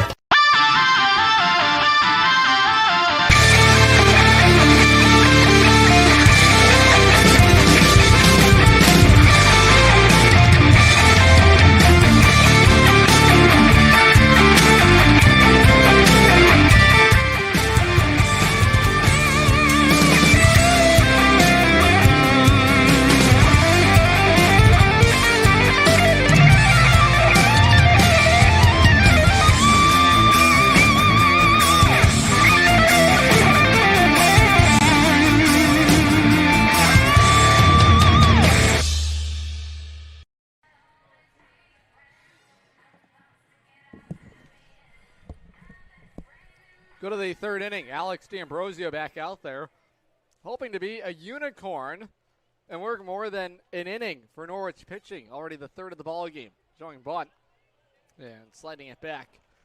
Yeah, and they'll still call strike one on that. Olander reached via the walk-in his first appearance. Has been very good for the Bees. 4 RBIs July 28th versus Worcester, his best performance. Got a 0-1. home run in that game. If D'Ambrosio could give Norwich,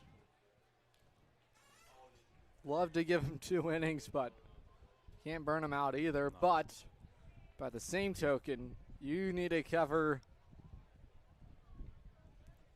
18 innings over the next couple of days. And it will be interesting to see how Zach Gitcher elects to cover those innings. That's upstairs 1 and 2. I don't imagine that we'll see Jackson Pry over the next few days. Jackson Pry? Yep, Jackson Pry. Yep. I imagine we do. I'd say save him for the postseason, especially a guy that can go deep, too. Inning of work doesn't hurt. One last time. Big swing and a miss struck him out. So Olander wiped out. Good fastball there from D'Ambrosio. And he punches out Olander. There is 1 out in the Bees' third inning. D'Ambrosio begins the third inning as he ended the second with a punch out. So good to see him being productive, and that's what the Sea Unicorns are going to need tonight with 2 pitchers already being up and done. The pitch. Good block back there by Maltese. He's done a great job handling the staff today, and unfortunate for Kevin Penny. Try and find out what his status will be moving forward. Taylor Kaufman and Jack Treat have since departed the Sea Unicorns, so they will not be involved in the postseason. That's lifted out to center field. Falling in a hurry. Snyder dives. It leaks beyond him. Extra bases on the way for Dylan Swartz. He'll go cruising into second. So Snyder sold out. Leaked behind him. And it's a 1-out double cracked off the bat of Dylan Swartz. And they're lucky that the Sea Unicorns, at least, that's only going to be a double. That could have been trouble, went all the way to the wall. And then Swartz might have been looking at an inside-the-park home run, but Ayers showing some great hustle from right field. First game, too, in the outfield this summer, able to get that one back into Noe to keep him at second base. Here's Nico Amicangelo batting. The pitch from D'Ambrosio on the inside corner, strike 1. Amicangelo went down via the K. A huge curveball by Zelenkanskis to end the bases loaded threat. Love to see D'Ambrosio bounce right back. Even the count, 1 ball, 1 strike. Amicangelo playing third base today. Ben Kuja been used both in the infield and outfield. Today they're DH. We've seen him play some third. Same with Hennig. He's off. Same with Gidfelt. 1-1. Big curveball at the knee. Strike 2. So the Sea Unicorns, each pitcher has had the off-speed pitch working very well. And that could definitely be the kryptonite against these Bees going forward. They just don't seem comfortable hitting the off-speed pitch. 2 strikes on Amicangelo. D'Ambrosio's 1-2. That bounces off the netting and taking a wide turn around the bag at third goes Swartz. A wild pitch offered by D'Ambrosio. It was a check swing, but Amicangelo did not cross home plate. So he'll stay in there even count. And the wildness today from Norwich has really costed them. And that cost them third base for Dylan Swartz. Had the double that tranced beyond Snyder. He went into a full dive in center. No Pengel, no Bayer, no Powers for Norwich today. On 2-2. Fastball miss, competitive pitch, better take. And the main takeaway from this game is that Gitch is looking to get his regular guys some rest. Yep. Especially, that's what you need going into the postseason, as much rest as possible. You have to imagine that the starters will return tomorrow against Nashua. Here's the full count offering. Bouncing ball to third. Picked up by Park. He'll snap one across, 2 outs.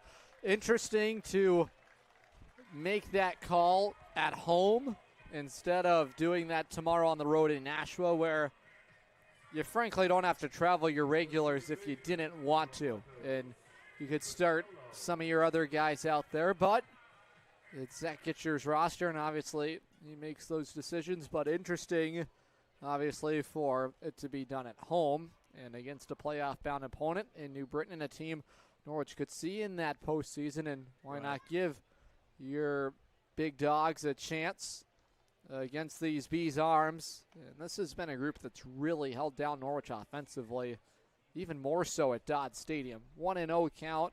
That just missed on Amato Civitello. 2 outs, man on third, 1-0. Civitello takes at the knees, 1-1. Well, what I do like about giving your guys a rest here at home versus the Bees is, yes, it doesn't give your regulars the chance to kind of see what the pitching is going to be like from the Bees, but the reason that I do like it is that it will kind of keep the Bees staff wondering how to attack. Yeah, exactly, how to attack these guys. So that I do like. Double-edged sword, right? There's positives and negatives. Absolutely. And everything's about perspective, isn't it? 2-1 on Civitello. D'Ambrosio brings it home. That's on the outside corner, 2-2. He's been shadowing the edges of the strike zone. And boy, if he could put away Civitello and end the threat, well, that could go a long way for Norwich. We're in the top of the third inning. 2-1 Bees lead. It came on a throwing error from the Norwich shortstop. The 2-2 outside, 3-2. Fans, before you come to the ballpark, stop by Charlene's Diner, Main Street, Jewett City, for delicious breakfast or lunch. Order what you want, eat what you get, only at Charlene's Diner, Main Street, Jewett City. The best flapjacks this south of the Mason-Dixon line. It's full. This north, excuse me. Oops. Here's the pitch home in the air to left center field. Snyder on the run. He sells out. No chance to get there. It will produce a run. RBI base hit for Amato Civitello. It brings home Dylan Swartz. Interesting for Snyder to dive. He was nowhere near it to make a play on it. Good coverage out there in left field for Paul Calandrelli to pick up that baseball and fire one back in, or that could have been extra bases for Civitello. Like the effort, but boy, that could have caused more harm. Yeah, I love the effort. It will be lucky number 13 in the RBI category for Civitello, and the Bees will continue their positive start against the Sea Unicorns. I mean, they've just had the Sea Unicorns number this year, and it seems like they've been better against them now more than they have in years past. 6-2 record heading into play. They're looking for 7. Norwich looking to cut that in half and make it 6-3 on the year. They've won 7 of the 9 meetings. This is the 10th. Bad math. It's okay. 1-0 count. There goes the base runner. That is ruled for a strike, and Maltasia will hold it. So Civitello takes second on a catcher's indifference. 10th stolen base now of the year. Second of the game for Civitello. Will not be surprised if he goes again. And with a righty batter, very good. Why not? Look, he's got a big lead. Yup. They started to go.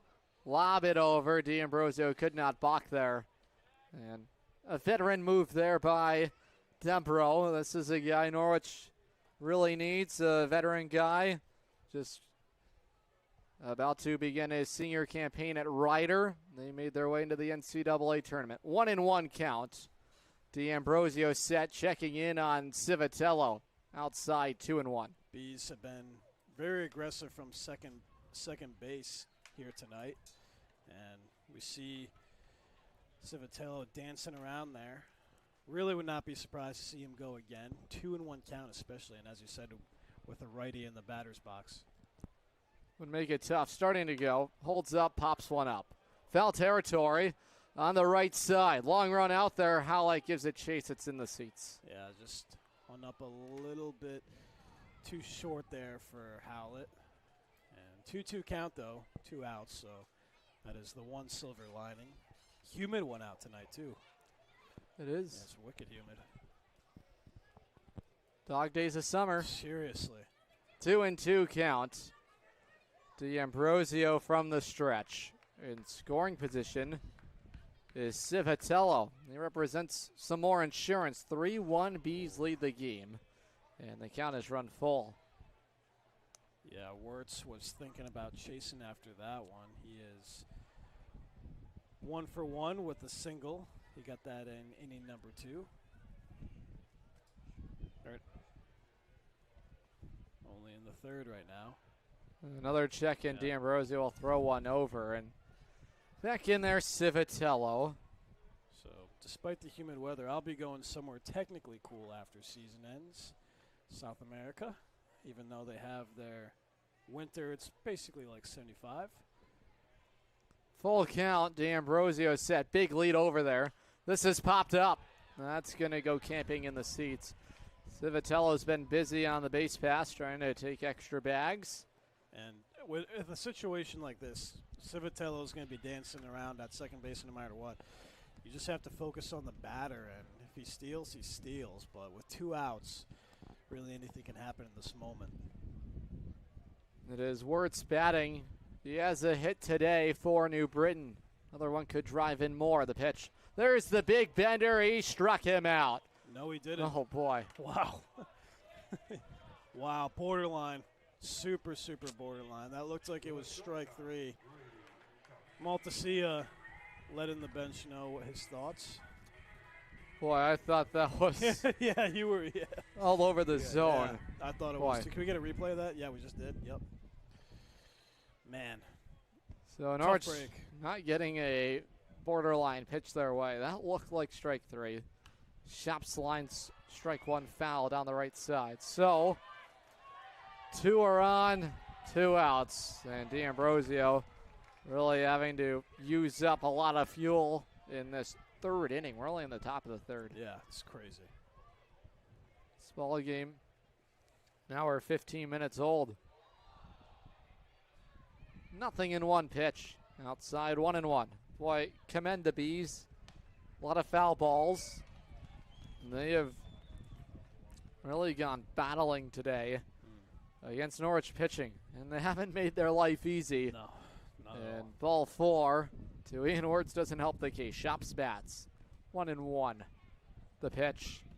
That's upstairs. Good grab by Maltasia. That almost ran inside and got Shops. He's walked today. We've had, the other longest game that we've had here, I think, was against these Bees, too. It was? A few weeks ago, 4 hours. My God. That was a long one. It was a very long one. Knocking on the door 4. Hopefully we don't experience that again tonight. And the Unicorns can start throwing strikes, get the bats alive, and start playing the Unicorn baseball that we all know and love. It's 3-1 on Shops. Another one out of the zone, loads them up. D'Ambrosio trying to fight his way out of it. There is strike 2. Yeah, right. Similar spot. Yep. Right down the heart of the plate. That curveball that got called ball 4 maybe was missed a little, upstairs, yeah. It was right at his chest, just a little bit high, I think. So it's full on Grady Shops. There go the base runners. That is lined to the screen.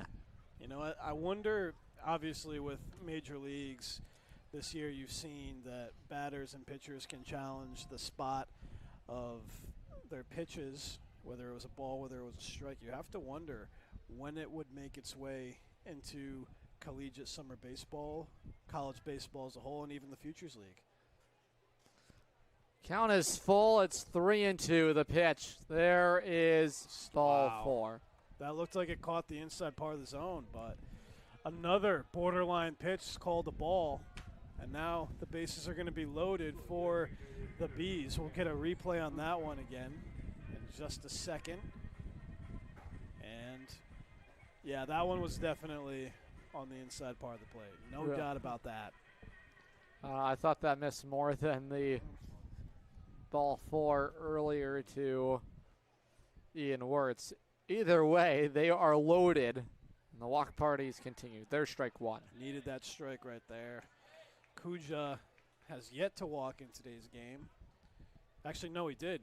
He was the first batter of the game, of course, and then he drew a walk by Zelen Kanskis. He's also popped out. Yep. 0-1 count. D'Ambrosio checking in his pitch. Just missed. Wow. Wow. Tight strike zone indeed that we've seen tonight. This has the making to be one of the longest ball games here in Norwich this summer. And why not in the final one here in the regular season? 1-1 count. D'Ambrosio ready, his pitch. That is lined down the right field line. It's a fair ball. This could clear the bases, and the big swing comes off the bat of Ben Kuja. Throw coming in is up the third base line, and it is a 6-1 Bees lead. Yeah, and that one looked like it might have gone foul, but the first base umpire will say no. A huge RBI opportunity there from Kuja, and he comes in big. 3 will score on that one, so RBIs 14, 15, and 16 for Kuja, and the Bees are up 6-1. The Bees are breaking this ball game open. 4 have come in the third inning, and the big hit comes with 2 outs and a full house, and Kuja clears the bases. Zach Gitcher will come out, and he'll have a conversation. He's not signaled into the bullpen yet. They're going to try to have D'Ambrosio go as long, I think, as he can. I mean, you got to save your bullpen, you know. And here's the thing. A game like this matters, and then it doesn't at the same time. You know, yes, you're in the playoffs already. Right now, you're basically fighting to see who you're going to play. Tommy Connolly's going into the Bees bullpen. It's been a long time down for him. Yeah, you know he's getting colder by the minute, and he wants to stay fresh. He'll work the bottom of the third inning. And the Bees are out in front by 5 now. Vincent Lombardo is the batter due up. And the Bees just wearing out Norwich pitching so far tonight. Yeah, you know, as I said, this game doesn't matter too much. Yes, if you're trying to figure out who you might play, it's obviously going to be either the Bees or the Lake Monsters. But here's the thing. If this game gets out of control, I would not be surprised if you see positionals go out there. Why not? Just to save your bullpen. Yeah. You know? We might have to sign you up for some classes, and you might have to go out there. I used to pitch. Yeah, used to pitch in Cali. Yeah. I got a nasty knuckler, too. So do you? Well, we could use. My eligibility's gone, though. Oh, here's the pitch. That missed outside. I don't think it would ever get to that point. No, we're good. I think our pitching staff is very competent to get things done here. Just a couple unfortunate miscues have gone against them. 2 of these 6 runs are unearned runs from that throwing error earlier. So, or check that. I guess they do count because they did score it as a hit. It did, yeah. 5 of the 6 runs are earned today. And a lot of it is because of the walks. And there are always lessons to be learned. And can't walk, guys. The pitch. Lombardo takes. And it missing for ball 3. So a full hitters count for Vincent Lombardo. He's struck out looking, and he has also grounded out. That throwing error would bring home a run. 4 in a row out of the zone, and D'Ambrosio is just out of gas right now. 2 are on, and Owen Rich will step up, and Zach Gitcher going to stick with D'Ambrosio at least for one more batter. 7 walks already surrendered to the Bees in today's game, and we're not even out of the third inning. This is only the top of the third inning, and it's been an hour and a half long. Oh, and Rich cracks one deep, and it is way foul. Yeah, that was probably the highest and loudest ball that's been hit to right field this summer here at Dodd, and whew. It was smoked. Yeah, Rich already does not have a home run this year, despite his .317 average and 12 RBIs. That kid really provide power. Really he took another party cut. Yeah. Strike 2. He's dangerous on the base paths, too. He almost mirrors his RBI total. He's got 12 of those, as we said, and then 11 stolen bases. So really a 5-tool player. Today he finds himself at left field. 2 strikes, 2 are on, 2 outs. D'Ambrosio to the plate. Downstairs, 1-2. Aboard at first is Vincent Lombardo, and it is Ben Kuja at second. Cleared the bases with a double down the line and right. Bees on top, 6-1 here in the Rose City. Pitch home. In the air, sliced foul. That's in the seats. And this is what the Bees have been doing all night. A lot of foul balls and a lot of close takes. And because of it, Norwich has had to pay when they have left something over towards the place.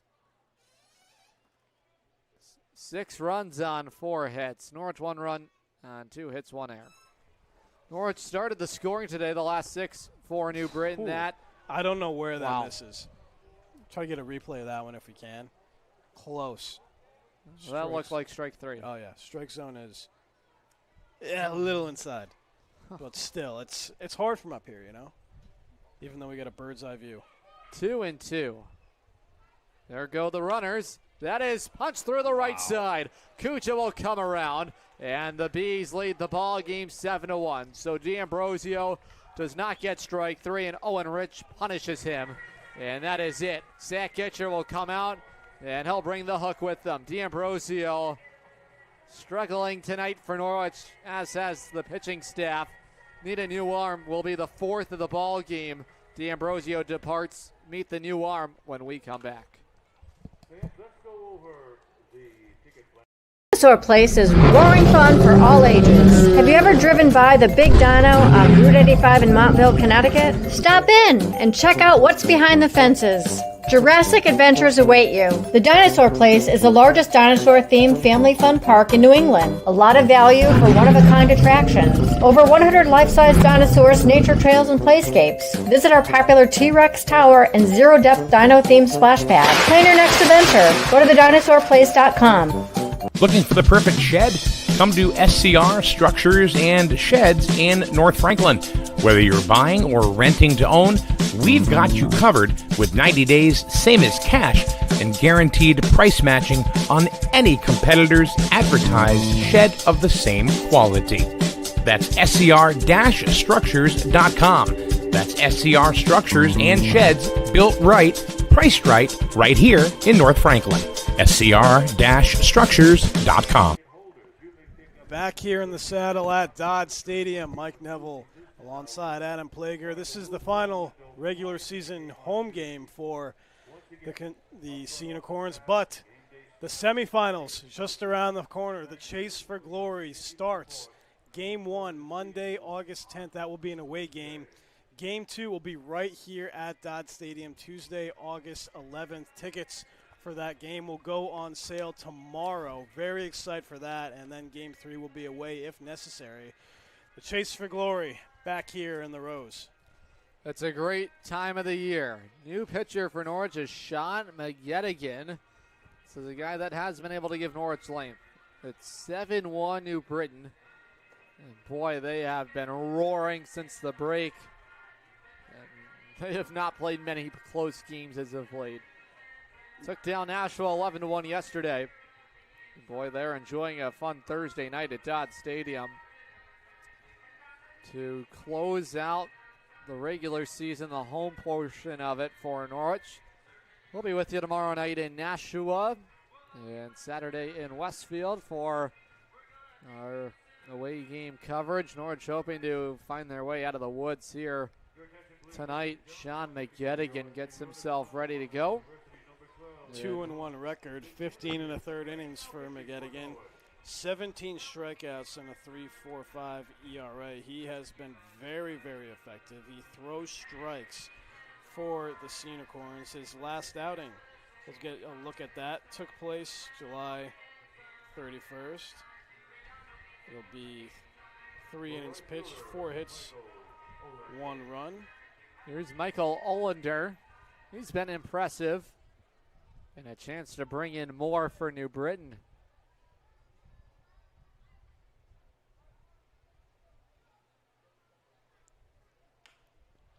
That is on the third base side. Picked up by Park. He'll throw it across. And it is not nearly in time. So bring home another run. And the Bees add on to their lead. It's 8-1.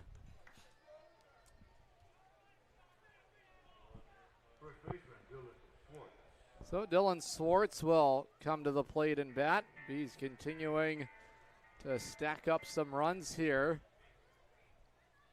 on a grounder softly rolled on the infield. Here's the pitch. Correct foul on the third base side. Adam Plager, Mike Neville with you. Glad you're with us on a Thursday night. Bees are on top 8-1 here on this Thursday night, and they've had full control of this ball game. Still in the third inning. Yeah, crazy. Jackson, check that. Sean McGettigan, the Monmouth riser, pitching. His offering home. Boy, that was down in the dirt, and Maltasia did well to block it. Yeah, and just having a hard time finding the strike zone are the Sea Unicorns pitching staff today, and you could argue that the humidity is a problem with it, or is a part of it. Norwich is trying to find their way out of this third inning. The big hits have come from Ben Kuja. He cleared the bases on a double down the line. Tapper foul, strike 2. So McGettigan hoping to put an end to it here. Just 5 hits in this ball game. And New Britain trying to make it wins in 5 straight. 2 are on, 2 outs. McGettigan set. He's been very effective out of the Norwich bullpen, and a guy that's given them plenty of length. Here's the 1-2. Outside 2-2. 2 men on for the Bees. And they have been a group that has just worn down pitching staffs all summer. And a group hitting over 260 as a team. Big part of it is their patience at the plate. A lot of foul balls on close pitches. On 2-2, that's taken for ball 3. And yeah, just the walks really doing the Bees justice in today's game. Down to 7 already. And check that, 8 now. Bees have officially batted around in this game. It's a full count, 3-2. McGettigan looking for that final out in the inning. In the air, this could do it. Pop up on the infield for Kenny Noe. Lip of the outfield grass, put it away. Damage done. 6 score for the Bees, 8-1. Go to the bottom of the third. Futures League Network, live on YouTube, SNSN Sports. Corn fans, want to watch the Sea Unicorns like a VIP? Book a Dodd Stadium luxury suite, perfect for business outings, birthdays, or a night out with friends. Enjoy indoor and outdoor seating, a flat screen TV, your own private server, and the option to pre-order from our catering menu, all while catching every pitch in comfort. Order your luxury suite today for just $500 for up to 20 guests, or go big with a double suite for $900 and bring 40. Don't miss out. Call now, 860-887-7962, and reserve your suite today. If you own rental property around here, you know how fast tenant calls, repairs, and rent collection can pile up. That's where Capital Property Group comes in. They handle everything: tenant screening, rent collection, maintenance, repairs, and day-to-day property and association management. Whether it's a long-term rental or a short-term property, they make ownership simple and stress-free. You own the property. They handle the headaches. Learn more at mycapitalteam.com. Capital Property Group, simplifying property ownership. We're really looking forward to the possibility of working together. Absolutely. We believe this could be a great partner. Go to the bottom of the third inning. It is a 8-1 New Britain lead on the Futures League Network. We're live on YouTube, and say hello to all of our friends watching on the Wax, local here in the state of Connecticut. And it's the hardware city, hard hitting New Britain, getting the job done here tonight. And Tommy Connolly, boy, that was a long time down, Mike. Sheesh. What was that, like 45 minutes? Yeah. Wow. Whew. Yeah. We're approaching quickly, so 2:08 right now. We are about 22 minutes away from the 2-hour mark, and we're only in the bottom of the third. So, interesting times here in the Rose. Here is Matt Park batting for Norwich. 1-0 count on the Norwich third baseman. He's got a hit today and make it hits in back-to-back plate appearances. That's going to roll out towards the wall. Good to have you back in the park. Matt Park getting it done, rounding second. He's going to trot into third. He'll get in there head first safely. Throw gets away. Quickly backed up, and Connolly rocked to begin the third inning. Welcome back to the Rose, Matt Park, and you can see that these fans really did miss him, and so did the Sea Unicorns staff. He's got a single and now a triple in today's game, and with the Sea Unicorns down 7, they're going to need to chip away all that they can. Here's Jake Howlett batting for Norwich. And the Sea Unicorns hoping to fight back here. The Sea Unicorns, boy, can never count this team out of it. They're a resilient bunch. It doesn't matter what the score is. They just fight and continue to fight. There's strike one. Boy, what we can say, though, is that strike zone has squeezed Norwich pitching tonight. You can make the case for it.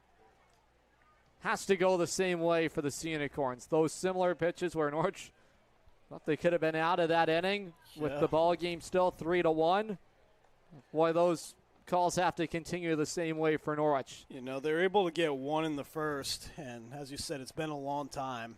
Howlett would love to get a hit. He was hitless in the game yesterday, and he is also hitless versus the Bees so far. This is his debut, though, versus the Bees. First time seeing their pitching, so he would love to say hello with a bang. Let's see what he does. He almost takes one, and it did get him. So, boy, always a scary recipe when you are a starting pitcher or a pitcher of any kind. Has to go back out after watching your offense pour it on. And, boy, they drew out many at-bats, and because of it, Connolly was a passenger for it, and now he's getting involved in the ball game again. And the leadoff triple from Park, and now the hit batsman. 2 are on, and a chance for Sean Flannery. Backed up. Boy, that almost got him. Yeah. And Connolly hasn't had it to start the third inning. Flannery struck out with the bases loaded for out number 2. Actually, that was out number it was out number 2, yep. And then Grand with a walk, and then Calandrelli with a strikeout. Here's the 1-0 to Flannery. Big cut, even it up, 1-1. And you got to think for Flannery, you haven't faced really any competitive pitching all year up until this point. The Derby doesn't really count, so a lot different on the velocity. Here's the pitch. Flannery takes the high heat, 2-1. Boy, wouldn't it be something if Flannery get a hold of one? Yes. Took the words right out of your mouth. Yeah. You know me too well. You know Hitters count. Over the cat sign. Let's see it. 2-1 pitch. Boy, that almost hit him. And Connolly has been wild here in the third inning. 3-1 on the Norwich designated hitter. And Flannery expected to hit in this type of role the final couple of days of the regular season. Here's the 3-1. That's punched back foul. Good heat right now. That didn't sound good. On that fastball from Connolly. Boy, he's really zipping him in there. Yeah. And Flannery, a guy who has been taking batting practice, but boy, you can't simulate what Connolly's offering right now. Here's the full count pitch. He lost him. And Norwich has loaded the bases, Mike, with nobody out. Buckle your seatbelts. The seas have turned turbulent for Connolly. And the second time tonight, Norwich has a full house. Shane Boggle, the pitching coach for the Bees. Slow walk out. And all of a sudden, the lid has tightened here for the Bees, who are leading this game by 7. But boy, a big swing here from Carter Grand could get things going for the Norwich offense. Yeah, really an opportunity to change things around here for the Sea Unicorns. Flannery walking on that one is obviously huge. Bases loaded once again. I mean, this is just an interesting game, to say the least. We've had a few spectacles here at Dodd Stadium and on the road this summer. You know, for a long time, we really thought that this was going to be the last game that we called here at home for the early parts of the season. Not being able to win at home for an entire month almost for the Sea Unicorns in Which June. is over 500 now at home, and a chance to make it 2 over 500. The pitch. This is lifted in the air, a looping fly ball to the alley in left center field. Quickly closing in on it to make the catch on it is Lombardo. RBI sac fly. Carter Grand. A run in and out for Connolly on a sac fly. And Carter Grand brings home a run. Well, nothing to really dance about with this one, Adam. Still Unicorns trailing, although chip away, the name of the game. 8-2 now on that high fly out by Carter Grand. He has been productive in his recent games for Norwich, and you have to wonder, he might be fighting for a spot in the starting lineup when it comes to the playoffs. Here is Paul Calandrelli. No doubt he is. It's a crowded infield for Norwich. These are guys trying to make that final impression, and boy, I don't know how that strike won. No. Welcome to the futures. I can see the future, just like that sign out there. See the store like we saw last night. And I made that sign in 2022 and still Wow. there. Whoa. There, this is a chance to get down. It will fall in, a base hit. Paul Calandrelli to right center field. Howlett will race around and score, cruising into scoring position. Paul Calandrelli delivers RBI knock to the opposite field, and Norwich has come back with a pair. It's 8-3. Adam, this time we have something to dance about. Get up, Adam. Get up, Adam. Get up, Adam, and dance. Paul Calandrelli, chip away, my friend. Opposite field single, drives in 1. 5 total RBIs for Mr. Paul Calandrelli. And the Sea Unicorns now down by 5 with only 1 out, and Maltasia to the plate. Boy, if he could put something to the opposite field, it could produce a couple more runs, and quickly Norwich would be back to 3 runs behind New Britain. Here's the pitch. Maltasia takes outside 1-0. Wow. Good adjustment, too, by Calandrelli after taking what should have been an inside pitch. Goes to the opposite field in that backside approach that Joe DeLanzo's preached. Sea Unicorns deliver. 1-0. The pitch home, way inside. This is a crazy game. I mean, the Bees have a right-hander warming in the bullpen right now. Something tells me this would be a 13-12 type of night. Oh, God. That happened once here before already. Norwich at an 11-10 dogfight against the Bees already. There's ball 3. So Connolly quickly in danger of walking the bases loaded. There's something going on right here, though. Yeah, well, that missed, and Tommy Connolly had some words for the extra home plate umpire, thoughts to let be known here, and Mac Edmond comes out to try and calm the tide. So full count control for the Norwich catcher. The George Washington product takes outside ball 4. Wow. Oh, wow. Yeah. He's late when it comes to his strike calls. We'll get another look on that one. And that looked like it was in the same spot of another pitch that was borderline.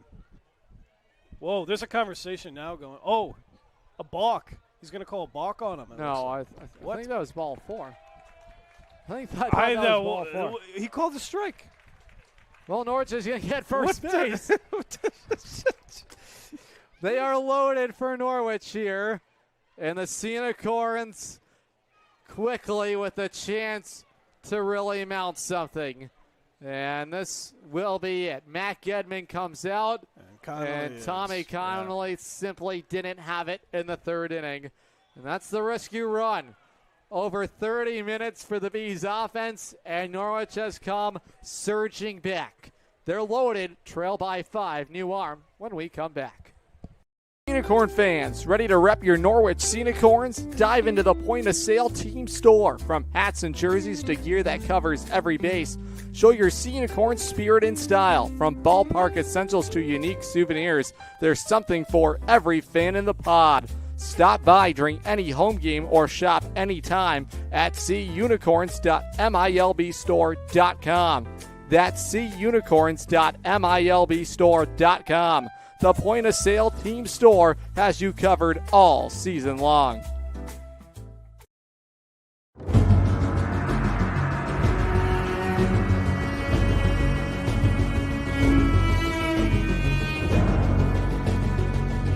The middle, Irizarry charging in, fires to first, no-hitter tonight for Hector Alejandro. The Norwich Sea Unicorns are back-to-back future league champions. Turning around third, coming home to score is Spiattaroni. Say goodnight to the Bees. Bryce Detweiler calls game in the 12th inning. Walsh charges in. He snaps it across the diamond. Say goodnight to the Bees. 3 straight championships in the Rose City.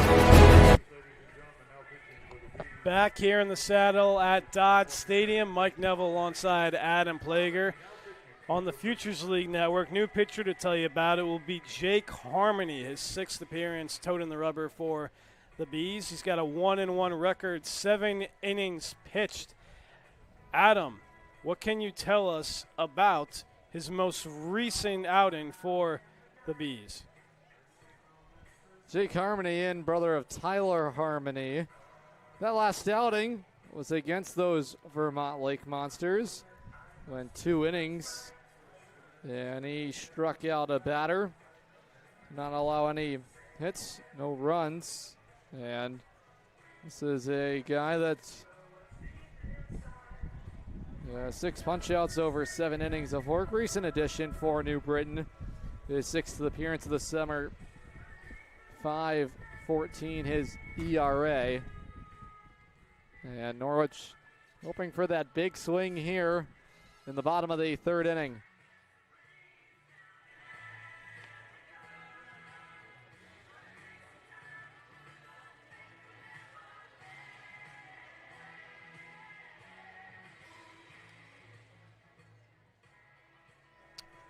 Well, Mike, good chance here for Norwich to come roaring back in this ball game.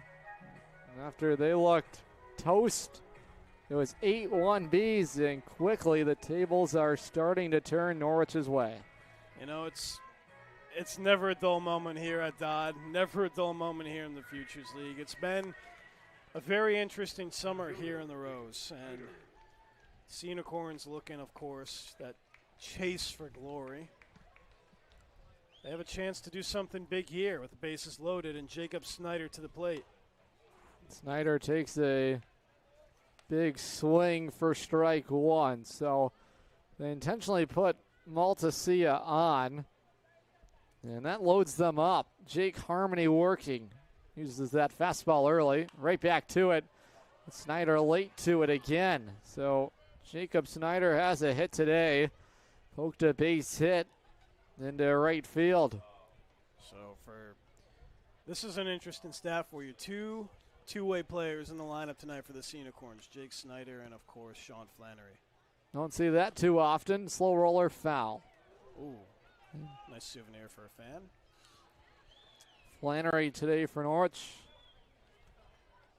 Struck out and walked.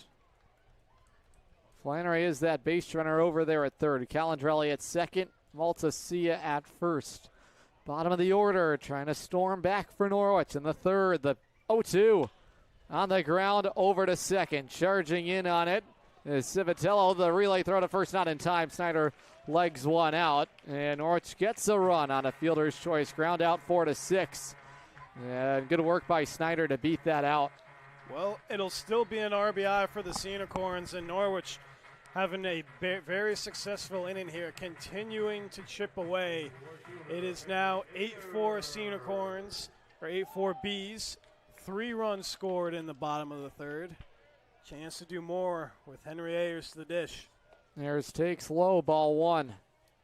Ayers 6th in the league in walks with 24. He has 2 hits versus the Bees in 2026. Fly out to left field, his last at bat. 1-0 count, pitch home, inside 2-0.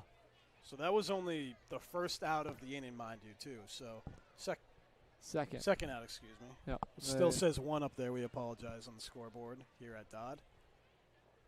Norwich hoping for a little bit more here in this third inning. 2-0. That is on the ground. That is going to send it up the middle for a base hit. 1 run will score. Henry Ayers, RBI single. Calandrelli's in. It's a 3-run ball game. Get up, Adam. Get up, Adam. Get up, Adam, and dance. There's starting to be some life that is starting to find its way into Dodd Stadium. Henry Ayers makes it 3 hits versus the Bees in 2026. 12 total RBIs now. Still one out, and it is 8-5. What a game we have. So Norwich with 4 of their own here. And Kenny Noe's hit well against the Bees. He slings and tops one foul. So Calandrelli scores on that one. Maltasia has come across the plate. Snyder now at second base, Henry at first. How about this group? Just finding a way. 9th man up in the inning is Noe. Hoping to keep it moving for Park. That squirts away, and that goes all the way by the Norwich dugout, and there's Bennett second and third. So one swing here from Noe could make it a 1-run ball game. And the Sea Unicorns, once Park comes to the plate, unless Noe grounds into a double play of some sorts. Well, it would be the third out. Yeah. Well, yeah, because that's right. Yep, there's 2 outs in the inning. 2 outs. So it's a ball and a strike on Kenny Noe. The pitch takes at the knees, strike 2. And Norwich hoping for that timely swing here with a couple runners in scoring position. Noe has been caught looking. Has flied out. Check that. He's been hit by the pitch today and has also been retired. Gets a little foul ball there.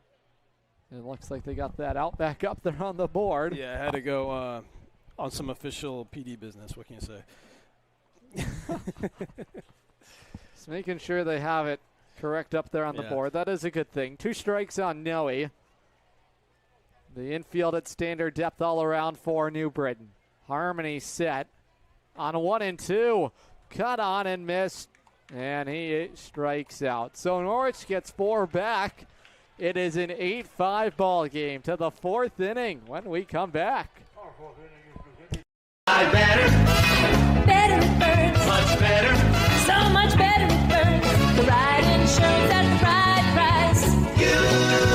You buy better it burns. You buy better it burns. You buy better. We've been telling you for years you buy better at Burns, but you need to know just how much better the Burns Agency's gotten. Last year, we joined forces with Hub International to bring our current and future customers an even stronger product offering, exceptional service practices, and the most competitive insurance options available. Our integration with Hub makes the team at the Burns Agency that you know and trust stronger, more accessible, and positioned to better serve you in this ever-changing insurance landscape. Call, email, or visit us today in all the same easy ways. The Burns Agency, now a division of Hub International, proudly serving Eastern Connecticut since 1932. Better. So much better it burns. The right insurance at the right price. You buy better it burns. You buy better it burns. You buy better.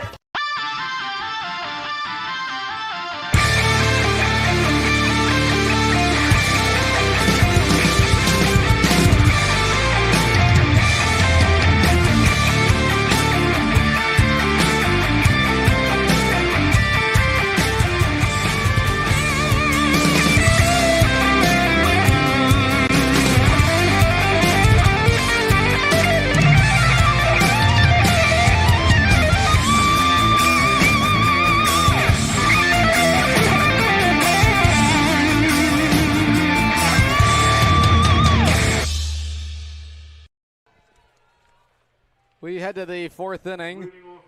We make a call to the bullpen ourselves, as this has been a slow pace. Sean McGettigan is still working for Norwich, but my good friend Logan Rundy is here. Hello to you. Good to have you in the booth. He's got the play-by-play innings 4 and 5. Good to see you, number one. I feel like I never was going to make it here to come and see you guys. But Sean McGettigan, fast worker, one of the fastest workers here in the Futures League. He kicks and deals. That's strike 1. Already off to a quicker pace in the first 2 innings of this ball game. A lot of scoring, a 10-run third to do it. 6 runs from New Britain, 4 punched right back from the Sea Unicorns. Mostly through the offense, we saw New Britain score the majority through walks. The 0-1 up top. Been a tight zone tonight throughout the game. Some of the pitches are just missing. McGettigan trying to get this team back into the dugout after a 4-run third.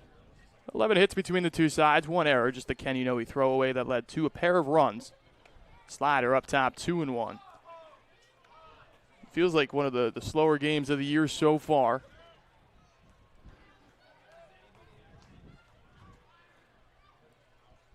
The 2-1 from McGettigan. Misses badly. Now 3-1. Sea Unicorns have walked a multitude of men this evening, contributing to some of the runs. It's been a huge issue for this group in the later stages of the year, especially against better opponents. McGettigan in danger of walking the first man of the inning. On the ground, right back to him. Kenny Noe on the charge. Short hop all the way over to Howlett. In danger of walking, however, gets the first out. Yeah, good work by Norwich defensively to make that play. And there is one out in the inning.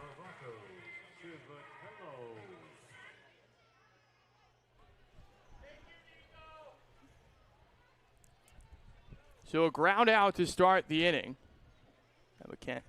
It will be Civitello next. He's over at second today. Made a couple of nice plays and has walked and singled. That is another single in front of Snyder out there. So a 1 out, 1 pitch hit. 2 for the afternoon from Civitello. Yeah, really compact swing. Drive it up the middle, and that's how important that first out of the inning was. For McGettigan. He fell behind in that count. Ian Wurtzel bat. And this has been a guy that has kind of had his way against Norwich as of late. Ward singled back in the second, walked in the third. McGettigan has trouble with 1 out and good speed over at first base from Civitello. Slider misses. Maltese has done a good job behind the plate blocking the baseball, saved a couple of runs. These two teams very well could meet here in the postseason. Slingshotting the ball all around the ballpark today. The 1-0 from McGettigan. First to check over at first base, just gets back the hand in there is Civitello. Very good lineup here for New Britain, 1 through 9. Kind of doesn't matter who they throw out there. It's been a group that's produced all year long. They know they will stay in second no matter what. Win or lose the remainder of their schedule. Can't catch Vermont, and nobody can catch them for second place. On the ground over to Park after a Civitello faked stealing. Can run pretty well. Good jump over there as well. Just decided not to take off. He has 2 stolen bases tonight. And these are the tough games to get up for the Bees. You know you're in, and you know what seed you're going to be. And really, these are meaningless ball games for the standings. Civitello was leaning. McGettigan checked, but to no avail. So that's now 2 step-offs. The Unicorns do have their seating available. Them and Worcester back and forth for 3rd and 4th place. All 4 playoff teams have been decided. New Britain, Vermont. These will be the Sea Unicorns and Worcester. Runner takes off, however, foul ball behind the plate by Wirtz. He's been excellent defensively, especially on Tuesday night, framing the baseball for this pitching staff. However, the pitching staff hasn't given him much to frame tonight. No, they haven't. There has been lots of wildness, command issues, and because of it, the house has been walked today, and there has been almost an open invitation to first base. And because of it, a lot of stretched out innings. The 1-2 from McGettigan. Misses badly off the glove of Maltasia. That'll be an easy base by Civitello. That's another one of those mistakes. Not going to be ruled an error. However, just another mental lapse from this Norwich defense. This game really feels like it'll put you to sleep with how much it has dragged on, and because of it, boy, a simple play, unable to receive that was Maltasia, and boy, that's an extra base. It's just a 3-run ball game. Boy, I felt like Norwich was down and out of it, and quickly came back with 4 of their own, but you can't allow them to come right back against you. The 2-2 from McGettigan misses down low. Norwich was down by as much as 7 going into their at-bats in the 3rd inning. As previously mentioned, they put up 4. Good opposite field hitting, especially from the middle of this lineup. McGettigan trying to get them back in there, in danger of walking another man. 3-2. Civitello, 3-step lead from second base. Fastball's on the ground at Park. Looks back. Civitello stays put. Scooped by Howlett. Pretty play. And keeps the runner at bay as well after the check at second base. That's an important scoop by Howlett. No one recognizes how important that is. Can't allow that man to reach. Parks look controlled over there at third base. Good to see him back in the lineup, and he's provided some power in his spot in the lineup. couple of base knocks. And remember, no more Jack Treat, no more Taylor Kaufman. So, boy, it's good to see Park back in Norwich. Park has tripled in this ball game back in the third inning, started the offense for the Sea Unicorns. Now 2 outs. I'll give way to Grady Shops. Shortstop this inning fouls it away for strike one. Shops so far has walked twice, has come around to score once back in the third inning. Part of that 6-run third for New Britain. And it's for this pitching staff for Norwich, it's about getting consistency. It was a clear approach that, of course, Zalin Kanskis started today, but a lot of people were going to get the baseball. Yeah, no doubt. See if McGettigan can eat up some frames. Going to need him to do that tonight.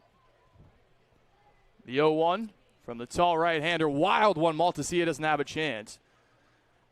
Savitello will move up to third base, and another mistake this time by the right-hander McGettigan. It's about control for these two groups.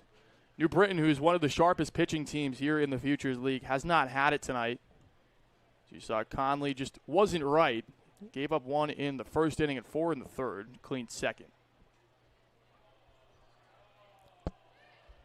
The 1-1, McGettigan trying to not allow another run to score. 2 free passes is how Savitello has ended up at third base via the wild pitch. Just misses off the outside corner. Tight zone, may get that call on a different night.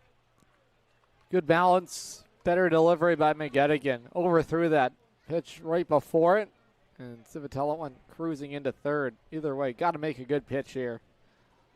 2-1, 2 outs. New Britain threatening once again. They've had men on in every inning so far. Swings through it, good pitch. Probably the best of the night from McGettigan. Yeah, really good offering. Followed through. He finished his delivery. Just right over the mound there. And again, that's the balance you need. 2 balls, 2 strikes, 2 outs. 8:32 is the time here showing up on the scoreboard.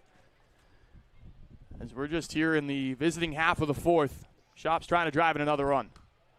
Going to get another opportunity to. It's now 3-2 and a miss on a slider. Well, there's not a lot of room to miss in the strike zone. You can't help this Bees group out, and because of it, lots of innings have been extended.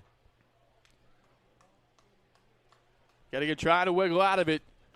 It'll only be the second time today that the Sea Unicorns would be able to do so. 3-2.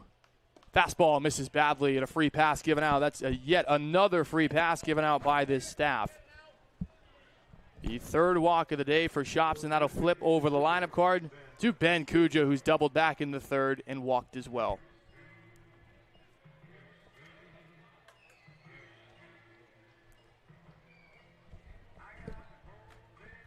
So Kuja, it's the DH day. Normally there's everyday right fielder trying to get him off his feet. Is Gedman, the manager of this Bees team, done an excellent job, not only this year, but in years previous as well. Shops hopping around over there. High pop-up. In pursuit over there is Calandrelli towards the line, and he runs out of room as it ends in the New Britain bullpen. Just a long strike. And that's the thing for this Norwich staff is you got to get strike one. Did a good job yesterday. Joe Pitts, as we've mentioned in Game 1, did an excellent job. 13 out of the 16 hitters he faced, he threw strike 1, 2. Has not been the same story today from this Norwich staff. No, it hasn't. There's been a lot more foul balls in this ball game, and this is what makes the Bees a dangerous team. The 0-1 dancing around over there is Shops. Doesn't go on the ground. Kenny Noe dives for it, and it's through. Run will score at Savitello. New Britain puts a crooked number up on the board for the third straight inning. You know, they just find a way. Don't expand their zone. They don't help you out.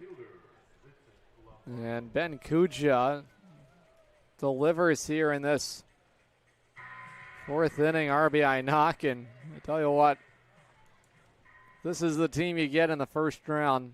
Look out. You better spot your pitches.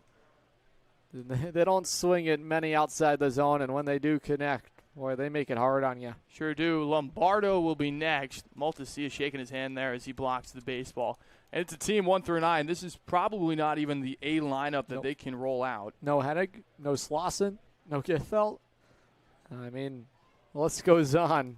There are some guys that are in that dugout that are getting time off their feet and other guys stepping up. The first 4 guys in this lineup will see a lot of playoff time as Lombardo reaches for it and can't hit it. Kuja, Lombardo, Rich, Olander, those are all guys that'll be in there. You would think Nico Emacangelo, another option for them in the infield. Wirtz probably behind the plate. Shops at shortstop. The 1-1 from McGettigan, still trying to get out of it. Wild one misses, now 2-1. Mechanics just seem they haven't been right all night. No, it just overthrew that pitch. And I have to have a fluid motion. His best pitches have been his best deliveries. When he's missed, they just haven't been close. And watch where his body is falling to finish that delivery, and that'll tell you the story. 2-1. Over the plate, good changeup. One of those off-speed pitches that he doesn't go to all that often, but needed it there. And look where he finished. Square over the rubber. Did not fall one way. Finished his delivery and got a really good push off the rubber. That's the slope you got to work on. Downward angles. McGettigan trying to make a pitch here. Shops leads from second. Kuja on it first. 2 guys with wheels with any ball in the outfield. Lombardo trying to put him in motion. The 2-2. Upstairs, throw back to first base, and diving back in there is Kuja. Probably a second or 2 before the tag over there by Jake Howlett. A good decision by Maltasia. Check in on that base runner, keep the lead honest, and why not? I mean, try and help McGettigan get an out. Figure his night would come to an end after he finds the final out. We're just in the 4th inning. Shops at second, Kuja at first. They'll be in motion. 3-2, 2 outs here. Here they go. Over the plate and misses by just a hair. And the bases are now loaded for Owen Rich. Wow. I just don't know where the strike zone is. I really don't. Definitely been a contributing factor this evening. Both sides have had some complaints about it. Rich so far has struck out swinging in both the first and second. This is his 4th time up as he singled back in the 3rd as well. Yeah, it is a very 4th time up, and we're in the 4th inning. It sure is. Yeah. Oh. Launched a ball way down the line. If it was straightened out, it was a homer in his previous at-bat. Tell you what, one big swing here could really blow this game open. Sure could. So Unicorns have put up some fight here. Got 4 after New Britain put up 6. Just 1 on the board. Bases are juiced, though. Shops, Kuja, Lombardo, 3rd to 1st. Rich takes strike 1. Feels like it's got to be right over the plate. That looked worse than ball 4. I don't disagree. Tight zone this evening.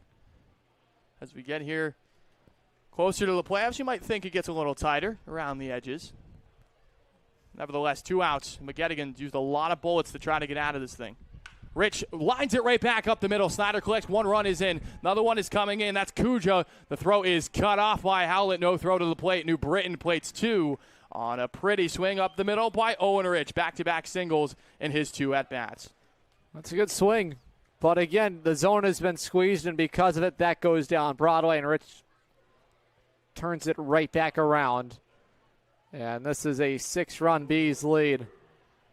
And if you're the Norwich group, find a way to get the 3rd out and dig in and put your work boots on when you come up to bat in the bottom of the 4th inning. Simply put, can't allow this night to get away from you. Show a little fight here in the home half of the 4th inning, but you got to make a play here defensively. Now it's Michael Olander. He's already been named to the Futures League Player of the Night 3 times in his short couple of weeks here with New Britain, even less than that. This is a big addition for Matt Gedman, and he's really paid off for him.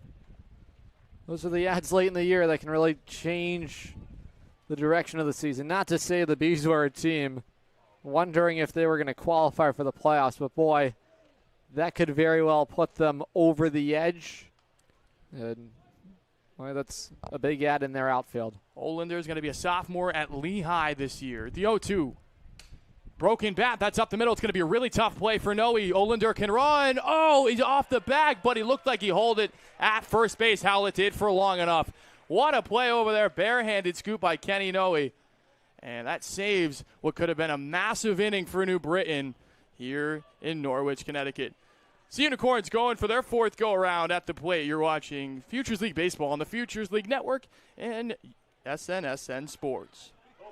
Dinosaur Place is roaring fun for all ages. Have you ever driven by the Big Dino on Route 85 in Montville, Connecticut? Stop in and check out what's behind the fences. Jurassic adventures await you. The Dinosaur Place is the largest dinosaur-themed family fun park in New England. A lot of value for one-of-a-kind attractions. Over 100 life-size dinosaurs, nature trails, and playscapes. Visit our popular T-Rex Tower and zero-depth dino-themed splash pad. Plan your next adventure. Go to thedinosaurplace.com. Looking for the perfect shed? Come to SCR Structures and Sheds in North Franklin. Whether you're buying or renting to own, we've got you covered with 90 days, same as cash, and guaranteed price matching on any competitor's advertised shed of the same quality. That's scr-structures.com. That's SCR Structures and Sheds, built right, priced right here in North Franklin. scr-structures.com. Welcome back to Norwich, Connecticut. Not a long one as New Britain puts up 3 on the board. They're slingshotting the baseball all around the ballpark. Speaking of slingshot, Strain Family Motors, the weather is heating up and so should the fun. Rent a Polaris slingshot from Strain Family Motors in Lisbon and feel the excitement of the open road. Go to sfmslingshots.com to rent one today. Well, if you're looking for a response inning, a little gut check, this would be it for Norwich. Just surrendered a couple more runs on that board. And boy, some big numbers for the Bees. 11 runs on 9 hits. And boy, the free passes hurt Norwich today. Tight strike zone has not helped. But boy, we saw with Connolly, he had a long time down and it hurt him. See what it does to Harmony. He starts it off. Matt Park down the line. Harmony but leaves it over the plate too much. It looks like he's going to be held to just a single as Rich gets the ball in quickly. 1 pitch and 1 hit for Matt Park. That's hits him back-to-back at bats. Good to see him back. Boy, what a swing. Just brought his hands in with it and rifles it down the line in left field. Leadoff man in. And boy, this is a good start to the inning. Get the morale going in that clubhouse. Get the energy up, the vibes up. Boy, if the strike zone stays where it is, we could be here for a long time in the bottom of the 4th. Sure could. Park now has 3 hits and 3 trips. Howlett puts one through the 5-6 hole. And that's back-to-back hits, and Chops couldn't get to it. All of a sudden, the hit parade keeps on going. Dude, they got the tarps off down the left field side. They do that at the big league ballparks, help the rally go. How about that little magic at Dodd Stadium? Get that going in 2026. Sure could. See if we get a shot of that. It's always great to see the fans entertaining.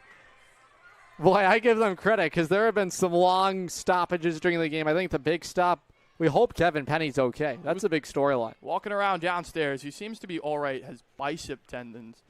Tightness, 16 hits, 16 runs. How about make it 17? However, Park had to stop, and Sean Flannery has his first hit of the summer as a Sea Unicorn. Boy, what an at-bat. Flan's plan, drive it up the middle, and good contact there. And Harmony's been leaving it over the middle of the zone, and Flannery turns it right back around. And the pond is full of corns right now. And how about this night here for Norwich? And this is your Fairfield Stag. Indeed it is. Carter Grand in there has walked, and he's popped down today as well. 16 runs, 17 hits between the two sides as Grand swings through a good changeup from Harmony. A great swing there by Flannery. That's exactly what you wanted. A lot of guys getting a chance. Norwich has just one less hit than New Britain. Another changeup, same result. New Britain's done a good job of the big hits. The double down the line, it was a bases clearing double back in that 3rd inning. That was a huge contribution to the 6 runs for New Britain. The 0-2 to Grand is ripped down the line and foul. It's the thing for this group that New Britain has been good at all year. It's cashing in when the Ducks are on the pond. Boy, that was a mistake pitch by Harmony, and Grand, boy, if he straightens that out, that could have been hammered down to the left field side. Instead, it's foul. 0-2 to the Fairfield product. A little bit different of a release, and a good result there from Harmony. See if we get a look at that. Watch this delivery, and let's slow it down. Watch him come set, and he will freeze Grand. right here. Watch as he brings it to the top. He pauses, and that slows you down, and no chance on that changeup. Down and away, and Grand punched out. Credit to our producer, Nick DeRue, for slowing that Unbelievable job. It's ESPN right there. So Grand got slowed down and strikes out, and all of a sudden some ugly cuts from this Unicorns team as Calandrelli fouls off a ball that was up near his eyes. That was the changeup, correct? It was the changeup. Right, a good. trio of them got Grand sitting down. Make sure we're reading the right pitch types here. Calandrelli's had a big moment tonight. It's already smacked a double. One of the best swings of the summer for him. Good take. Good take indeed. You got to know the zone. It's all mental for this group at this point. Bases are loaded. Has never felt like this group, although they've been down by as much as 7, has been out of it so far. Well, you need a big swing, though. Bases loaded. Really put the pressure on. Harmony trying to play for the double play. That's the pitch that would do it. However, can't get Calandrelli to go fishing. Both staffs have struggled. You know, you got to think probably not the A lineups from either staff. Trying to mix it up, trying to save guys has probably contributed to all of the action on the scoreboard. A 2-1 to Calandrelli popped up and fouled out of play. He's looked much better in terms of his swing balance over the last month. He has looked better. But this is a big at-bat for him and a big moment. Could make that argument as far as, you know, the guys being used. You still need them, and you need them at their best this time of the year. Sure do. Good to get these guys reps. Calandrelli's 2-2 changeup and does a good job to stay balanced. Has officially pushed this thing to a quality at-bat. Yeah, really good defensive swing there from PC. Boy, Harmony showing some guts here after 3 consecutive hits. Got the big K of Grant. He's in a good spot with Calandrelli. The 2-2 might go to the changeup. Does do so on the ground at third base. Quick tap of the bag over there by Emicangelo on to first. Double play. And the Norwich faithful can't believe it, but he did get it over there. Well done, Emicangelo. 5-3 double play. We head to the 5th inning with New Britain with the momentum. Unicorn fans, want to watch the Sea Unicorns like a VIP? Book a Dodd Stadium luxury suite, perfect for business outings, birthdays, or a night out with friends. Enjoy indoor and outdoor seating, a flat screen TV, your own private server, and the option to pre-order from our catering menu, all while catching every pitch in comfort. Order your luxury suite today for just $500 for up to 20 guests, or go big with a double suite for $900 and bring 40. Don't miss out. Call now, 860-887-7962, and reserve your suite today. If you own rental property around here, you know how fast tenant calls, repairs, and rent collection can pile up. That's where Capital Property Group comes in. They handle everything: tenant screening, rent collection, maintenance, repairs, and day-to-day property and association management. Whether it's a long-term rental or a short-term property, they make ownership simple and stress-free. You own the property. They handle the headaches. Learn more at mycapitalteam.com. Capital Property Group, simplifying property ownership. We're really looking forward to the possibility of working together. Absolutely. We believe this could be a great partner. Welcome back here to Dodd Stadium. Pitching change for Norwich. Yet another one, just trying to get a bunch of arms in the game. This time it's Zion Frazier. He's going to be a senior at Post University, the New London product.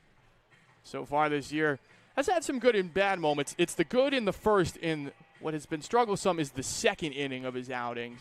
Adam, what should we know about the Post University product? Yeah, you're exactly right. And we saw that his last time out. Already saw him this week. That was against these New Britain Bees right here on Tuesday night.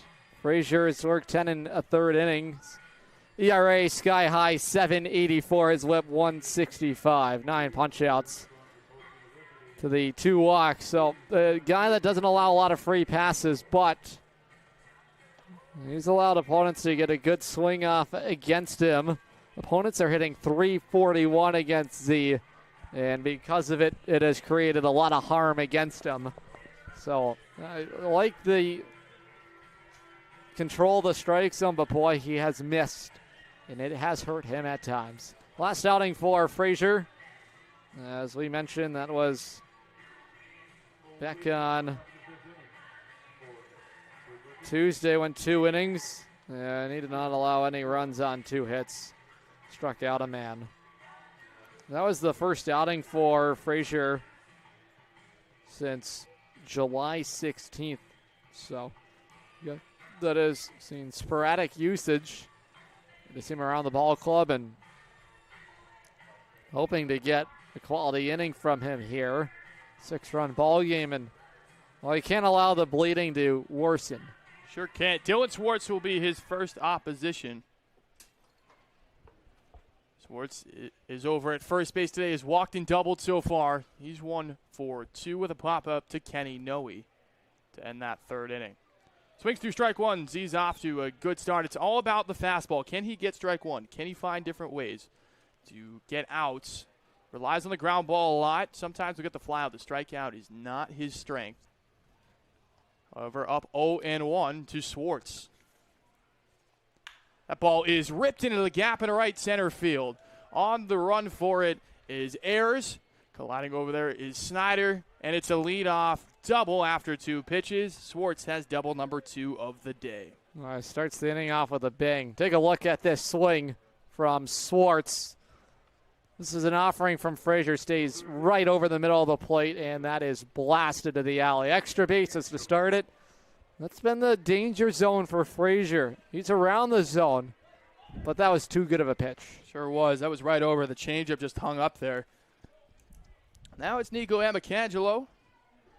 So far today has struck out, gone 5-3 and 6-3. Grounded out to the left side twice. Slider's a good one from Frazier. When he's on, that is the pitch that is around the zone.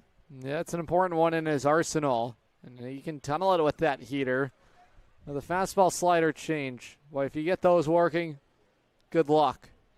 There's that slider again. Amicangelo looked like he was swinging just to try to make contact. That one just dives. That's a really good slider. When he can execute that pitch, one that looks so good out of the hand, and then it just dies. Sets up the fastball here with 2 sliders, changes eye level and speed if Frazier would like it. And does just that. Frazier after the leadoff double. It's Amicangelo to swing through 3 pitches. There's 1 out here in the visiting half of the 5th inning. That's what makes Frazier an interesting case. When he's great, boy, he's one of the best. But when he misses, that's when he has been hurt this summer, and it has been loud contact against him. Good response after the double by Swartz to take care of Amicangelo. Civitello's next. He's reached all 3 times, been dangerous. Looked like he went around. Whoever called strike anyways, doesn't matter. Has walked in back-to-back singles in the 3rd and 4th inning. Just no hitter in this New Britain lineup has been an easy out for this Norwich pitching staff. Frazier's 0-1 is fouled off, so back-to-back hitters. And in 2 strike counts right away. Yeah, that's a good pitch by Frazier. Good mix of speeds. He said it. Give him credit. A guy that hasn't seen a ton of usage, and that can make it difficult to go out there and compete when you haven't been used a ton. Slider again. Tried to go for 6 straight strikes. However, unsuccessful. Got to think that Civitello knew it was coming. Just didn't start near the plate enough to induce a chase. The 1-2 might go to it again. It does not. Looks for the fastball to change the eye level. It's been the thing for Frazier. Can he be around the zone consistently? He's been able to get it here and there, shown flashes, but through long stretches. Originally started as a starter. Now 2-2 to Zion Frazier. Trying to retire yet another man via the K. The slider just misses, says the home plate umpire. Well, been a strike a lot of the summer, it feels like. Right on that belt buckle. Just hasn't been that call tonight on either side, to be fair. That's a front door pitch. Good spot by Frazier, just didn't get a call. 3-2 to Civitello. Downstairs, good block. Luke Maltasia to keep the runner at bay at second base. However, Frazier has traffic here. 2 of the first 3 batters of the inning have reached. Isn't that the story of the game? Boy, don't get a call, and all of a sudden there's ball 4. And boy, it started a merry-go-round at times for the Bees offense. Batting around for the 4th time today. It's been that kind of night. And boy, if he get a double play ball, this would go a big way for him. Wirtz is one of the guys that's reached multiple times. 2 out of 3 so far. The slider, he definitely went around. And it looks like a foul ball was called anyways, so it doesn't matter. Wertz, more known for his defensive prowess. However, the Lehigh product was good with the bat the other night on Tuesday as well. But he's gotten plucking around for Lehigh college baseball players. You look down their roster and some of their recent additions, you see some Lehighs sparsed into that roster now, and they have been impact guys. Olander being one of them, probably the biggest name in this New Britain lineup from Division I school in Pennsylvania. Didn't look like it went around. That's ball 2. Almost halfway home here. On pace for the longest game of the summer for either ball club. Should ask those Lehigh guys what they think of Lafayette. What do they think? I'm sure they would enjoy hearing about them. Wild swing there from Wertz. Now 2-2. It's a great rivalry. I don't know how much you know about Lafayette and Lehigh, but when the two football teams get together, it's always a big watch party, and they've played each other at Yankee Stadium before. 2-2 from Frazier. That slider's on the ground to Park, trying to go over to Grand at second. Wild throw, however. That is over the head of Howlett, and never got a grip was Grand. No advancement at first base from Wertz. However, another run is in. Now a 7-run advantage for New Britain. It's been the difference. Well, you can't give these guys extra outs. Should have been a double play ball. High throwing error from Grand. You said it. Just did not get a feel of that baseball. And if you don't have a feel, just keep that in your back pocket and let Frazier go and attack a guy with that runner still on the bases. So Frazier hasn't got any help from the defense here in this inning. That slider has been working. There should be 2 outs. There is 2 outs. I believe that was ruled a hit as well, which shouldn't be a hit. That's what they put up on the board. No, yeah. There should be 3 errors in the ball game. Yeah. Slider eats up shops. It's now 2-2. Either way, the scoreboard is off, correct? We had the strikeout, and there's the fielder's choice, correct? That's right. There is 2 outs. Our guy Nick DeRue's on it here for you guys watching at home. Trio of 2s, 2 balls, 2 strikes, 2 outs. Frazier looking to get that slider and the golden sombrero for his 3rd out. However, good at-bat. Shop so far today has reached every single time, and he's taken a free pass all 3 of those times. Now, the details of the game, those are important. 3 errors today, have issued a ton of walks. And to be honest, the Bees haven't had to earn it, right? Like if you look through this game, the walks early on have been a difference, and they have gotten the big swing when they've needed to, and they've scored plenty of runs because of it. I don't know what fell in front of us. I don't know. Something falling up from the suites upstairs in the middle of that talking point. It was 3-2, so Wertz was on the move. What do you got for the player? Oh, yeah? Yeah? I want to drop that. Oh.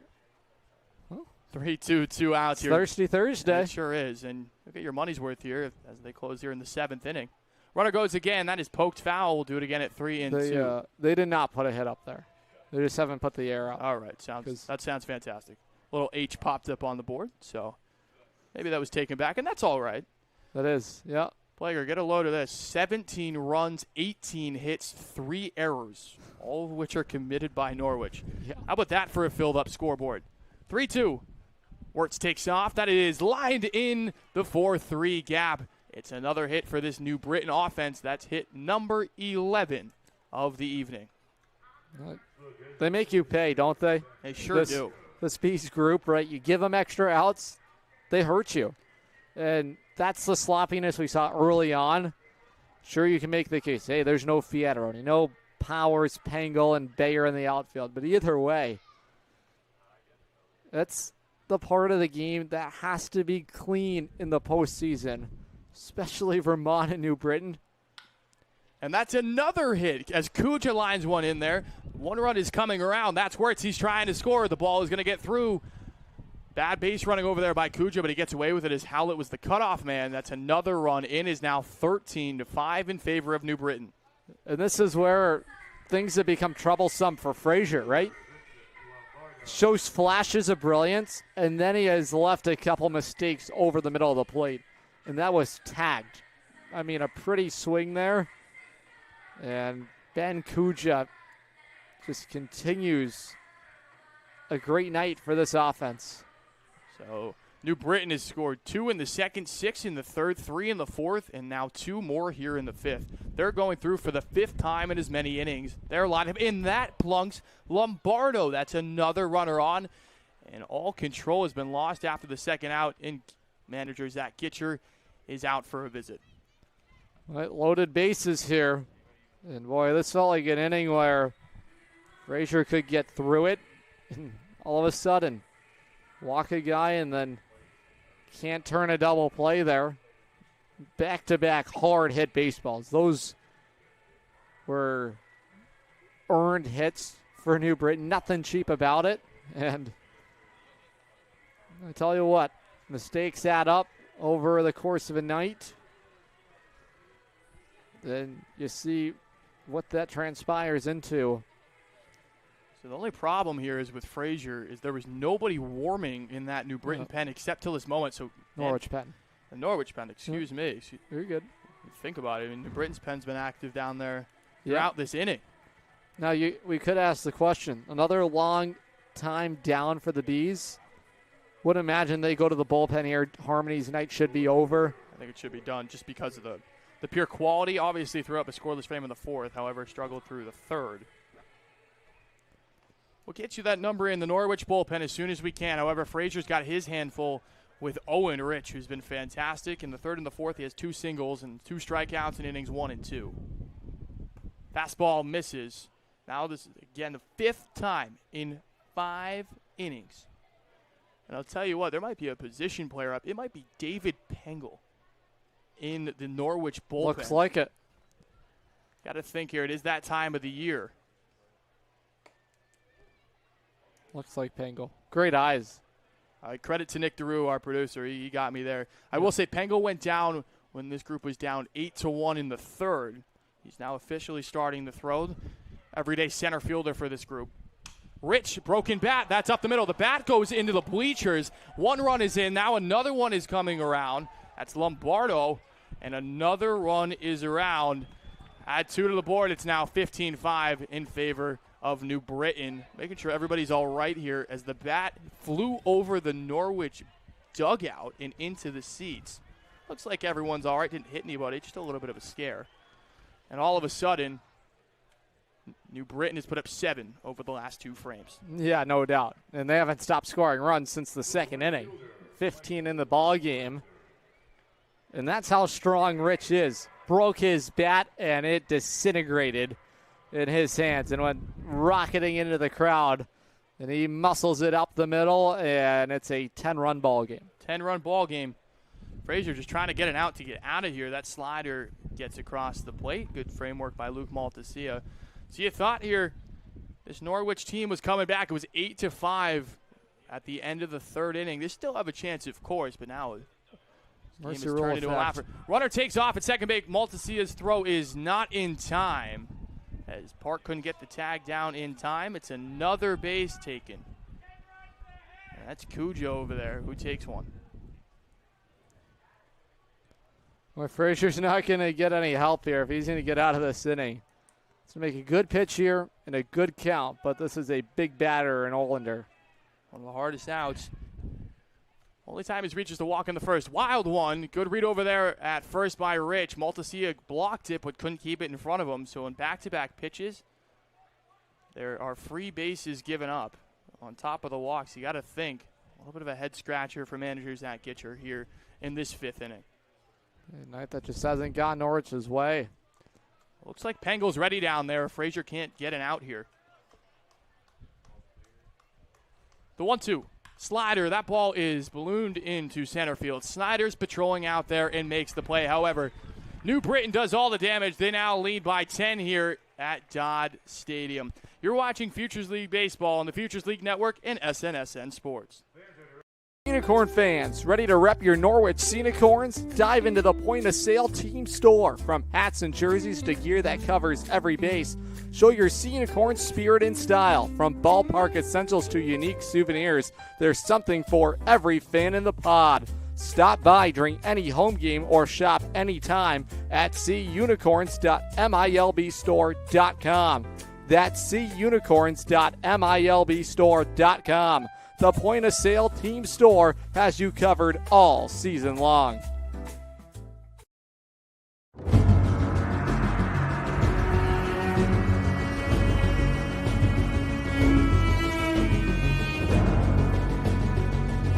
The middle, Irizarry charging in, fires to first, no hitter tonight for Hector Alejandro.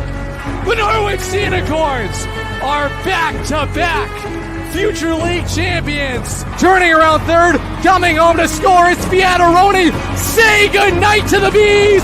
Bryce Detweiler calls game in the 12th inning. Walsh charges in, he snaps it across the diamond. Say goodnight to the Bees. 3 straight championships in the Rose City. Welcome back to New Britain. Brendan Young's the new arm. He's at Wheaton College. Before we get there, though, the Burns Agency. Let the Burns Agency simplify your insurance needs. Go to BurnsAgency.com to find out more. The Burns Agency, now part of Hub International. 10-run advantage. Adam Young, really a good arm out of that bullpen. Weirder release, too, more so at the hip. What do we got to know? Yeah, no doubt. Braden Young, one of the best for the Bees. 3.86 ERA over 21 innings worked. His 19th appearance of the summer. Yeah, and he has seen regular usage in the back of the Bees bullpen. Second year B, and he is a guy hoping for some revenge this summer. Was on the wrong side of a championship defeat in 2025 and brings some experience. And you look at this Bees roster here pitching-wise. Young, Shea, Pike, all guys that were there last summer. Big as well. Garbinski, a guy that will win the Futures League Pitcher of the Year. And if he doesn't, boy, there should be a lot of questions asked because he has been just that good.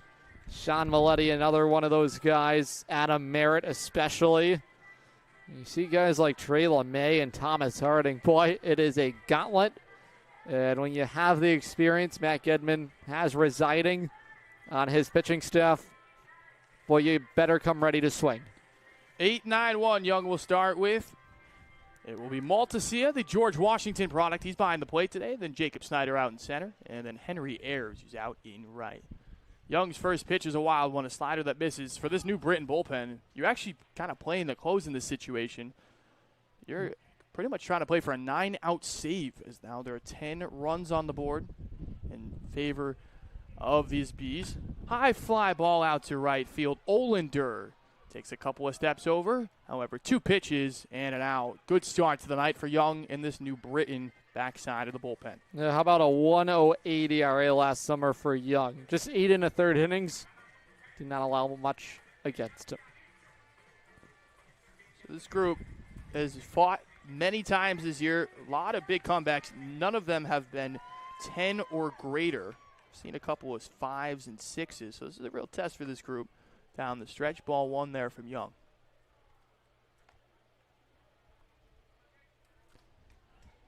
Snyder has put his body on the line throughout the night. 2 diving efforts. Made the squeeze to end that inning. Beautiful slider there from Young, and that is the strike. Give credit to New Britain. That offense is one of the best in this league. It's been the pitching, at least in the earlier stages, that failed. However, they put up a 0 in the 4th. They'll try to do that here in the 5th. Good start, 1-2. And Young's 1 pitch away from getting out number 2. It's easy to get comfortable when you have a 10-run lead to go in there and throw strikes. And Young needing to do just that. The 1-2 from the Wheaton product. Slider, Snyder never saw it, and it's across for strike 3. 2 quick outs. Maltasia and Snyder retired in order. Yeah, good work by Young. Just attacking the zone, making Orange have to take the bat off their shoulder and swing it. Well, you just ask for Norwich to just stay competitive, right? Just stay in the fight. That's what Joe DeLanzo preaches. Up by 10, down by 10. Just compete and continue to compete until the game is over. So here's Henry Ayers. He's in the leadoff spot today. He's out in right field. Untraditional spot for him. Has singled in the 3rd, flew out to left in the 2nd, and struck out in the 1st. There's a guy that struggled for the first part of the summer, really picked it up in the later stages. That slider just catches the corner. Looks like the zone's expanding just a little bit as this game goes on. Don't think that's a strike. About 2 innings ago. Whatever the case may be, 1-1. Fastball just misses, although that looked better than the last one. What? Never one to get on umpires, but a little bit of a confusing zone tonight, but that's all right. I mean, I don't think it's had dictation in the score of this ball game. No. That slider is a good one. It's going to be a tough play for whoever is in pursuit. It's Lombardo that eventually goes out there after Shops thought about it. It's a quick one. Quickest half inning of the night. Norwich can't find an answer after New Britain puts up 4 here in the 5th. We go to the 6th inning. New Britain with a commanding 15-5 lead. You're watching Futures League Baseball on SNSN Sports in the Futures League Network. Better it burns. Much better. So much better it burns. The right insurance at the right price. You buy better it burns. You buy better it burns. You buy better. We've been telling you for years you buy better at Burns, but you need to know just how much better the Burns Agency's gotten. Last year, we joined forces with Hub International to bring our current and future customers an even stronger product offering, exceptional service practices, and the most competitive insurance options available. Our integration with Hub makes the team at the Burns Agency that you know and trust stronger, more accessible, and positioned to better serve you in this ever-changing insurance landscape. Call, email, or visit us today in all the same easy ways. The Burns Agency, now a division of Hub International, proudly serving Eastern Connecticut since 1932. You buy better. So much better it burns. The right insurance at the right price. You buy better it burns. You buy better it burns. You buy better.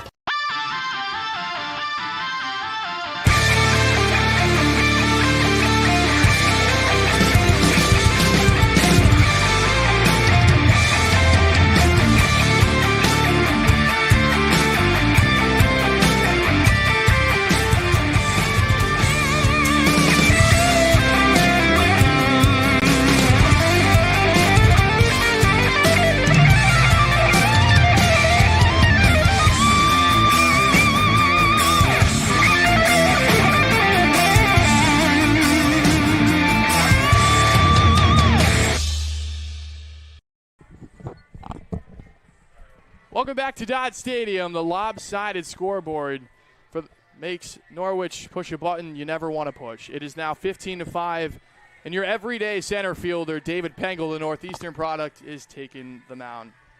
First time this year that Norwich has gone to a position player to pitch.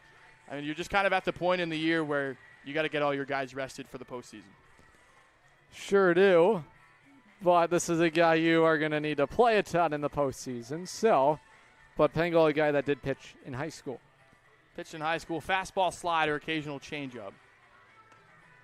See how New Britain fares. They've had a good night, to say the very least. That might be putting it as lightly as possible. However, they come in as advertised. They're around for the 5th time in 6 innings. They hit around in that inning. Swartz started it. It's got to be all time. With a double, and he will lead it off here in the 6th as well. I'm curious, do you think this is one of the if it is to go 9, one of the longest games the Futures League has seen? It looks that way, but I don't know if we'll get through 9. Oh, for Sea Unicorns' sake, let's see if we can get there. A little fight from this group. Bigger problem is you got to keep New Britain off the scoreboard. Well, yes, no doubt. Swartz is not an easy customer, as mentioned. 2 doubles and a walk today. And has seen 2 balls to start it. Got to think how many guys are available. Bullpen is relatively busy. The problem is here's an interesting nugget. Haven't seen Charlie Bushley and Charlie Cariello in nearly a month. The 2 Bates products, both from one from New Hampshire. One from Cohasset, Mass. One from Mass. Boston College High is Cariello. Imagine that Cariello will be there tomorrow in Nashua from Bedford, New Hampshire. 2 cities just about 15 minutes from each other. A little familiar with that. You're a New Hampshire guy. I'm a New Hampshire guy. Which part? I'm from Wyndham, which is about 20 minutes from Holman Stadium, where these guys will be tomorrow. Is that where Martino's from? Josh Martino. Eddie Charity has joined that group, both Wyndham High School products, my alma mater. And both of them are former teammates of mine as well. However, more importantly, Pengel walks the first man of the inning, Swartz. So for the back-to-back innings here, New Britain's had a man each. Strike one, first of the day for Pengel. I just want to see him go out there and compete. Hit a man, guy that did not have any plans to come and pitch today. He's just trying to help his team out. Pengel's 0-1. Beautiful hockey scoop behind the plate from Luke Maltasia. This group, not a way you want to end your homestand. However, 2 games left here in the Futures League season, both of which, of course, on the road. Nashua tomorrow night at 6:03, then Westfield on Saturday. The slider misses, now 2-1. So the first 7 pitches, 6 of which have been balls for Pengel. Can't expect much more, to be honest. Can't fault him. Nope. He's a center fielder, and that's what he's going to Northeastern for. Fastball, that is ripped on the ground apart. Good scoop. 5. Pulls Grand off temporarily. 4-3. That's a beautiful turn. A little slow developing, however. Down the line, McAngelo doesn't get down there well and is retired. All of a sudden, 2 quick outs here for Pengel. Got to feel good for the center fielder. Yeah, that's good work, and the defense picks him up there. Norwich has committed 3 errors today. Carter Grand just saved a 4th as well. Yes, he did. Good play there defensively. Have to get outs. So Pengel trying to bring Norwich to the first clean inning since inning number 1, which was almost 3 hours ago. Baseball's a funny game, isn't it? It sure is. 2 hours and 50 minutes young is this ball game here at Dodd Stadium. Another arm is up. Looks like it's Jackson Powers. Another outfielder for this group. He was hoping to play every position before the season ends. That ball is flown down the line. That's going to go into that bullpen in the direction of Powers. Powers went down there on Tuesday night. Yeah. When this group was down 6. So it's interesting, on Tuesday. though. You got to think, though, for this group. When were we down 6? On Tuesday, the first. We're down 7-1. Weren't we at home? Because No, we played here, the here. Bees. Yeah, here. We lost 5-2. We lost 5-2. We did indeed. Apologies for that. But he did go He did down. go down, Which game right? was that, though? It was that one. Oh, it was you know what No. it was? It was 5-1 early on in the ball game. He went down Or that 5-0. early? Yeah. Oh, okay. Yeah. Excuse me. Just want to make sure we're talking about the same We game. are. The same game. That was one of the quicker games of the summer. That was. Yeah, total opposite. You had to be in this summer. I apologize. I believe it was 4 or 5-0 here in the Yeah, it was 5-0 Yeah. at one point. Yeah, because both the runs were in the bottom of the 9th inning. Slider from Pengel goes away now 3-2. Interesting in a 5-run game to use it. Jackson Powers. I think it was just early at that point. It was, Oh, it yeah. was early on in the ball game. was, And yep. kind of a similar situation. You knew you had 5 chances this week to get that playoff clinch. Pengel's fastball misses. He concedes his second walk of the inning. This time to Civitello. He takes his 3rd walk of the game. He's reached all 5 times with 2 singles as well. Well, credit to Pengel. Go out there, help your team out in a sore spot. Things have not gone well for Norwich. And just try and get outs. And how about that double play behind him to help him get there? Strike zone's not going to help him out. But it's interesting, a position player. I know he did pitch in high school, but to still try and use his mix of pitches. You got to wonder the last time he even was on a rubber. Got to wonder. Indeed. It's got to be. He was a redshirt freshman, so at least 15 months ago. Minimum. Yep. At least in competition. Right. Can't simulate it. 2-0 after the Civitello walk. There with 2 outs, double play, 5-4-3, Park, Grand, and Howlett. That's a strike in there. I will say that fastball's got some life to it. A little two-seam action right at the end. You could see why Let's he see was if we a can get pitcher. the TrackMan on it.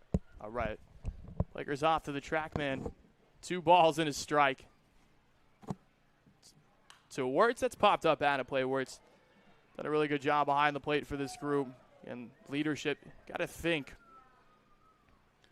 about getting your guys out of the game for New Britain, but you also want the mercy rule as well. You're kind of only playing here for 2 more defensive innings, you would hope, if you're a New Britain fan.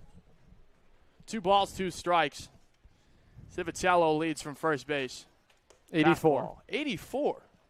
Good life out of the bullpen. That could have been 85. I don't know. I don't know. What do you think? You're a math guy. A little bit. Although we've learned earlier on in this year, math is not our strong suit. Sounded good in the mid, but according to Jenna, who's doing our TrackMan. Great job by her all year. And how about that? Penkel picks up a strikeout Slider? on 3 and 2, and the first clean inning since inning number 1. Norwich try to cut into the 10-run deficit. You're watching Futures League Baseball on SNSN Sports and the Futures League Network. Dinosaur Place is roaring fun for all ages. Have you ever driven by the Big Dino on Route 85 in Montville, Connecticut? Stop in and check out what's behind the fences. Jurassic adventures await you. The Dinosaur Place is the largest dinosaur-themed family fun park in New England. A lot of value for one-of-a-kind attractions. Over 100 life-size dinosaurs, nature trails, and playscapes. Visit our popular T-Rex Tower and zero-depth dino-themed splash pad. Plan your next adventure. Go to thedinosaurplace.com. Looking for the perfect shed? Come to SCR Structures and Sheds in North Franklin. Whether you're buying or renting to own, we've got you covered with 90 days, same as cash, and guaranteed price matching on any competitor's advertised shed of the same quality. That's scr-structures.com. That's SCR Structures and Sheds, built right, priced right here in North Franklin. SCR-Structures. David Penkel. There he is. Adam Plager. How about that? It's been a lot of fun over the last 2.5 innings. And play-by. Take it away, my friend. Well, work to be done here in Norwich. Adam Merritt is the new pitcher in this ballgame. He's wearing a different number than he usually wears, thanks to Matt Gedman for letting us know that he is wearing a different number here tonight. So Adam Merritt is the right-hander, and he is one of the best for the New Britain Bees, and a guy who's getting some work in. That is going to be a big part of their bullpen in the postseason. Sure is. Just trying to eat up innings at this point. Merritt, the right-hander on the hill right now for New Britain, soon to be junior at UMass Amherst out of West Hartford, Connecticut. Not a big guy, 5'9", 165, is on the hill right now. Merritt usually wears, for New Britain, jersey number 48. There we go. Third appearance of the summer. Just 2 2/3 of an inning. That ERA, it can be deceiving. It's in the books as a 20.25 ERA. However, it has 3 strikeouts through the 2 2/3 inning. That whip is also sky high at 3.75. This is a place where you have to use an arm like that. Might be useful here in the postseason. When you're up 10 runs, definitely can use it. Yeah, definitely can use it. He was really good last summer trying. From what I recall, when we saw New Britain 14 times in the regular season. Wow. So 7 each? 7 each way. Norwich was 2-5 in both spots. Noe lifts one in the air, pops one up on the infield dirt at third base. Able to make the grab on it, Nico Amicangelo. And Noe is set down to begin the Norwich home half of the 6th inning. It'll bring up Matt Park, who has had a really nice return to Norwich. Has recorded 3 hits in this ball game. Single, triple, single. And huge return for Norwich. Almost like a deadline acquisition to get right back. Or maybe a guy, along the same lines of returning from an injured list who's just away from the team. So he's been healthy the whole way, and he's looking at ball 1 below the zone. So there are positives to take from this ball game. This would be one of them, and a really good day for him. 1-0 from Merritt. Takes up top, 2-0. I called a strike. That was behind late strike call. Holy Right. smokes. Yeah, right on the corner, I guess. We'll have to take a look at the TrackMan. Jenna has corrected me a couple of times, and I'm sure she'll correct me once more, but that looked high. It looked up high from there. That looked really good. Good spot. Merritt, a guy that can really touch his spots in the zone. Second year B. And Mike Edmond happy to have him back. I know the numbers aren't where he has wanted them to be. I know you just got to look at that, and he gets a strikeout of Matt Park. So, as advertised, when Merritt is at his best, takes care of the first 2 men, and they are dangerous spots in the Norwich lineup. There are 2 outs, so it'll bring up the first baseman, Jake Howlett. I know that you got a look at that track, man. Where was that? It was ball. It That's what I missed by thought. about 3 inches. Just wanted to make sure that my eyes weren't playing games on me anymore. That's outside, ball one. We know that. They're not playing games on you. Thank It's you. all good. So Jake Howlett, the batter, Monmouth product, following behind Matt Park. Merritt set 1-0 count. Here's the pitch. Shoots it right back to the screen. You're ready for it. I was ready for it. I don't know, maybe a little late reaction time. And it's for this group at this point, you got to fight. You got Flannery next. You got to try to find a way to get it to him. You would have Flannery, Grand, and Calendrelli. Merritt was an all-star in the Futures League. That was last summer. Went 4-1 for the Bees. It's another foul ball from Jake Howlett. Finished with an ERA .48 for the Bees. Not a math guy. Sub .5 ERA. When he's at his best, he'll get you plenty of outs, and that is the version Matt Gedman expects to see in this part of the summer. A ball and 2 strikes on Howlett. Here's his pitch. Lifted back over our heads and out of play. Third year B is Merritt. He went 2-1 in 2024 with New Britain over 11 2/3 of an inning. And he pitched to a ERA 9.5 that summer, very early on in his collegiate career. Ahead of Howlett, the 1-2. Bouncing ball, chopped to third. In on it, Amick Angelo. He'll get the job done. Norwich set down in order. To the 7th we go. Bees up by 10 on the Futures League Network, live on YouTube. SNSN Sports.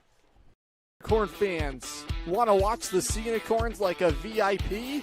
Book a Dodd Stadium luxury suite, perfect for business outings, birthdays, or a night out with friends.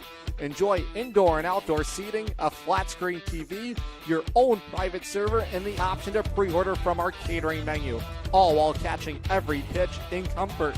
Order your luxury suite today for just $500 for up to 20 guests, or go big with a double suite for $900 and bring 40. Don't miss out. Call now, 860-887-7962, and reserve your suite today. If you own rental property around here, you know how fast tenant calls, repairs, and rent collection can pile up. That's where Capital Property Group comes in. They handle everything: tenant screening, rent collection, maintenance, repairs, and day-to-day property and association management. Whether it's a long-term rental or a short-term property, they make ownership simple and stress-free. You own the property. They handle the headaches. Learn more at mycapitalteam.com. Capital Property Group, simplifying property ownership.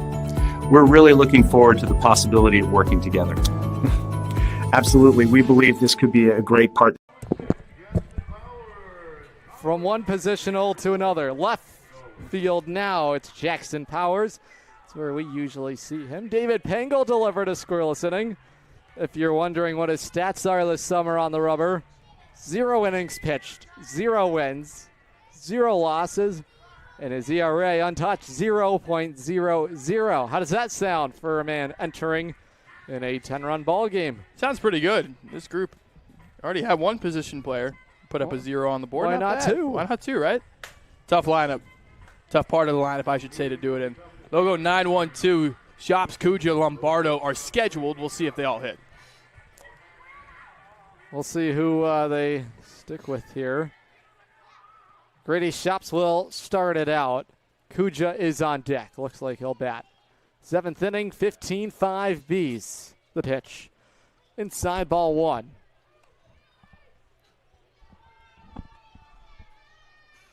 One and 0 count. From the full windup as Powers gets a lazy fly ball. That'll go camping in the seats. Speaking of camping, at Highway Campers, home is where you park it. That's the motto for Highway Campers on Route 12 in Plainfield. Family owned since 1967. Camping season is here. Check out their inventory of new and used park models and campers at highwaycampers.com. Remember, home is where you park it. There we go. There we go. The 1-2. Look at that. Swing and a miss. Struck him out by way of the K. Jackson Powers, I got the power. 1 out. We've been waiting to say that all year, haven't you? I got the power. Look at this slider. How about that? Nice little dive on there. Shops didn't stand a chance. 2 sliders in that at bat. You wanted to say the 6-7, didn't you? In that ad read. I didn't say that, though. 1967. Okay. You like my body language for it? You got to have fun in these types You sure of do. nights. For those who obviously can't see us, he did the 6-7. It's the Frank Nazar celebration if you're a Blackhawks fan. It's now in the game in EA Sports on the ground. Here's Kenny Noe. He plays position number 6 to number 3. 2 outs for number 6, Jackson Powers in the 7th inning. How about that? 2 quick outs. One of the most efficient innings so far. And you got Lombardo, who's one of the best hitters in this league. You retire him. You see what I did there? Number 6 is 2 in the 7th. I did. I decided to move past it in that moment. Thank you. You're welcome. I got to make you smile. Trust me, I'm full of smiles. I like to think I'm a happy guy. You're a very happy guy. Here's the pitch to Lombardo. He's number 6 going up against Jackson Powers. You got a 7 here. You going to mix that one in? He is number 6. Couple of 6s going right here. Here's the 1-0. Outside. He's not throwing just fastballs, and he's going after it. Got to like that compete level. Throwing more sliders than fastballs, actually. There's the fastball. Missed low, though. Yep. Well, to see it. Tonight's strike zone, yes. Yeah, just can't buy one there, but it's all right. You got to find a way. This is chopped to the shortstop, Noe. Number 6 on the infield helps out number 6 on the rubber, and it is a 1, 2, 3, 7th inning for Jackson Powers. We stretch in Norwich, 15-5 for the Bees. Unicorn fans, ready to rep your Norwich Sea Unicorns? Dive into the point-of-sale team store. From hats and jerseys to gear that covers every base, show your Sea Unicorn spirit and style. From ballpark essentials to unique souvenirs, there's something for every fan in the pod. Stop by during any home game or shop anytime at seaunicorns.milbstore.com. That's seaunicorns.milbstore.com. The point-of-sale team store has you covered all season long.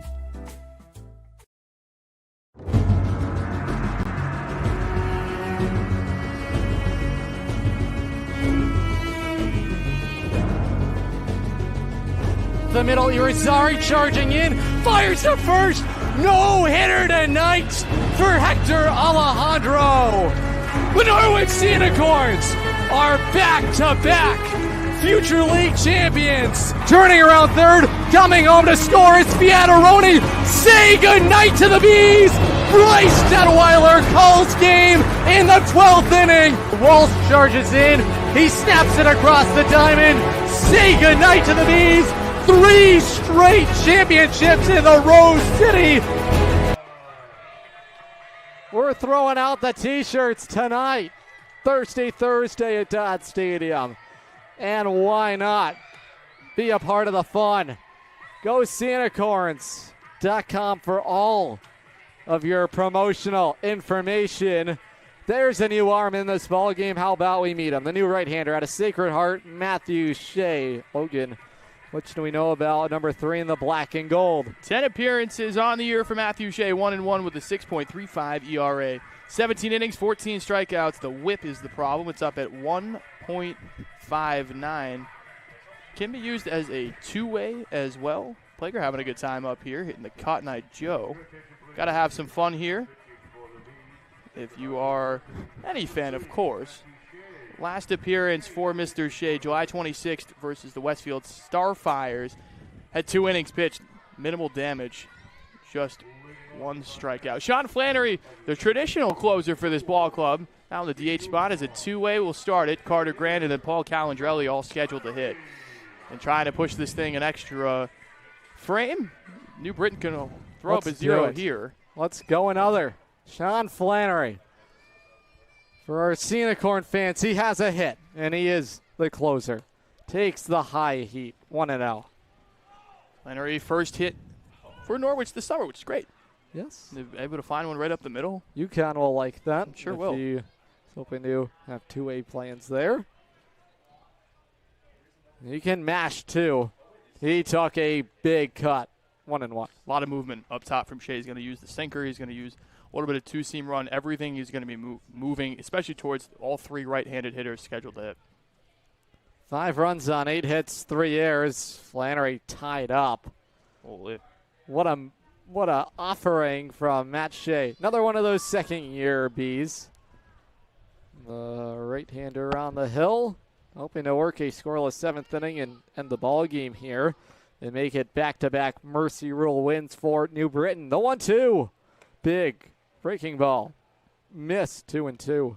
I spoke to Matt Gedman before the game, and he was really pleased with how his group played against Nashua yesterday. They found out, Nashua did, that they will not be a postseason team around the middle of the 4th inning. It seems like New Britain took control from there. That ball's fouled out of play.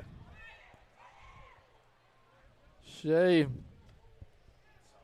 out of Haddam, Connecticut, is the 23rd ranked pitcher in the state of Connecticut. Has an even count, 2-2 on Flannery. Here's the pitch. He cuts and misses, struck him out. So really good pitch from Shea. No chance for Flannery, 1 gone. Yeah, Shea, really good slider here. Just didn't have control of it the first couple times, but does a really good job of just tying up Flannery, and that is 3rd time of the night that Flannery is retired. 2nd, excuse me, is taking a walk tonight as well.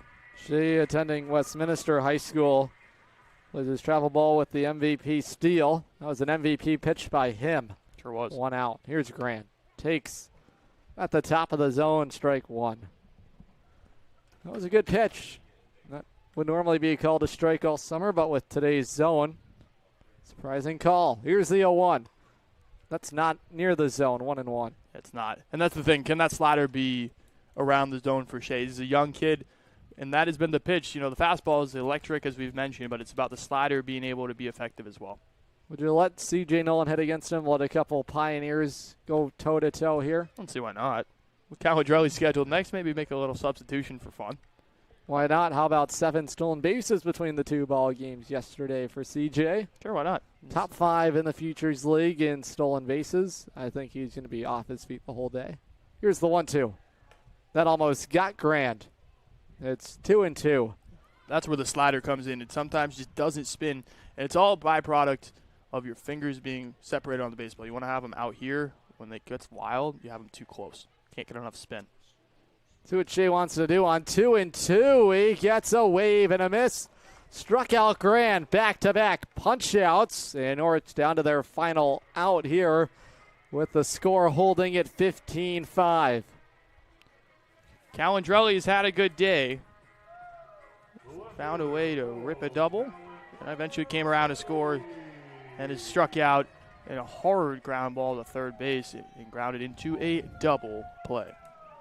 Here's Paul Calendrelli. Fans making some noise right now, hoping to cheer on. PC takes at the top for a called strike. And Shea working ahead once again. He's just been all over the strike zone. And give him credit. He's trying to work quickly. They got to get him a bigger lid. Keeps falling off. Yeah. That's how violent his delivery is.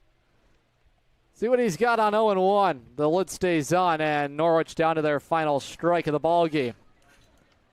Sure are. Calendrelli's got to stay within himself here. Try to find a way to be productive in this at-bat.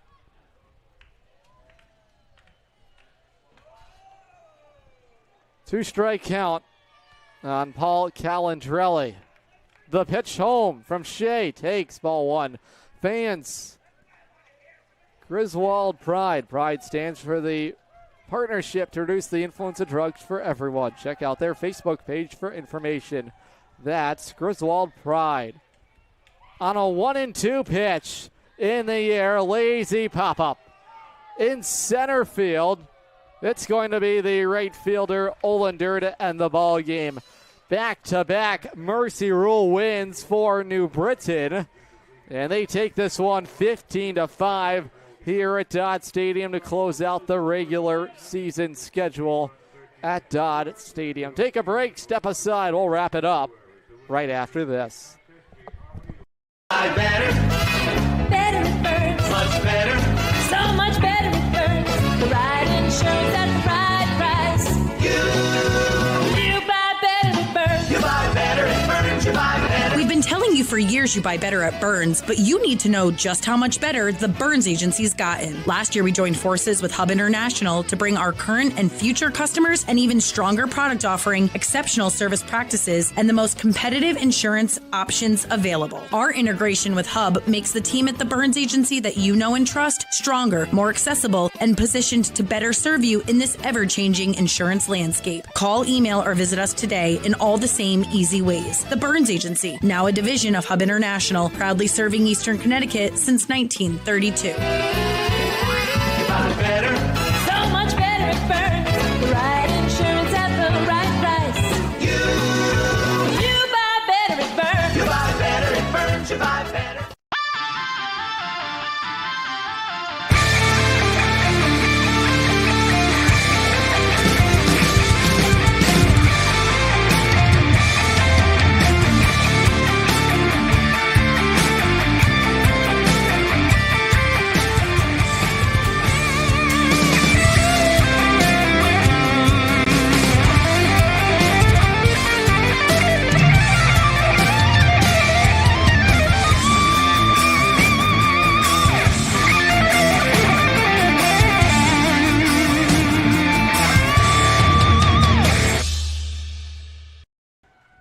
Wrap things up here. Sea Unicorns postgame wrap-up. Adam Plager, Logan Rundy with you. Take this one 15-5. The Bees win it here today.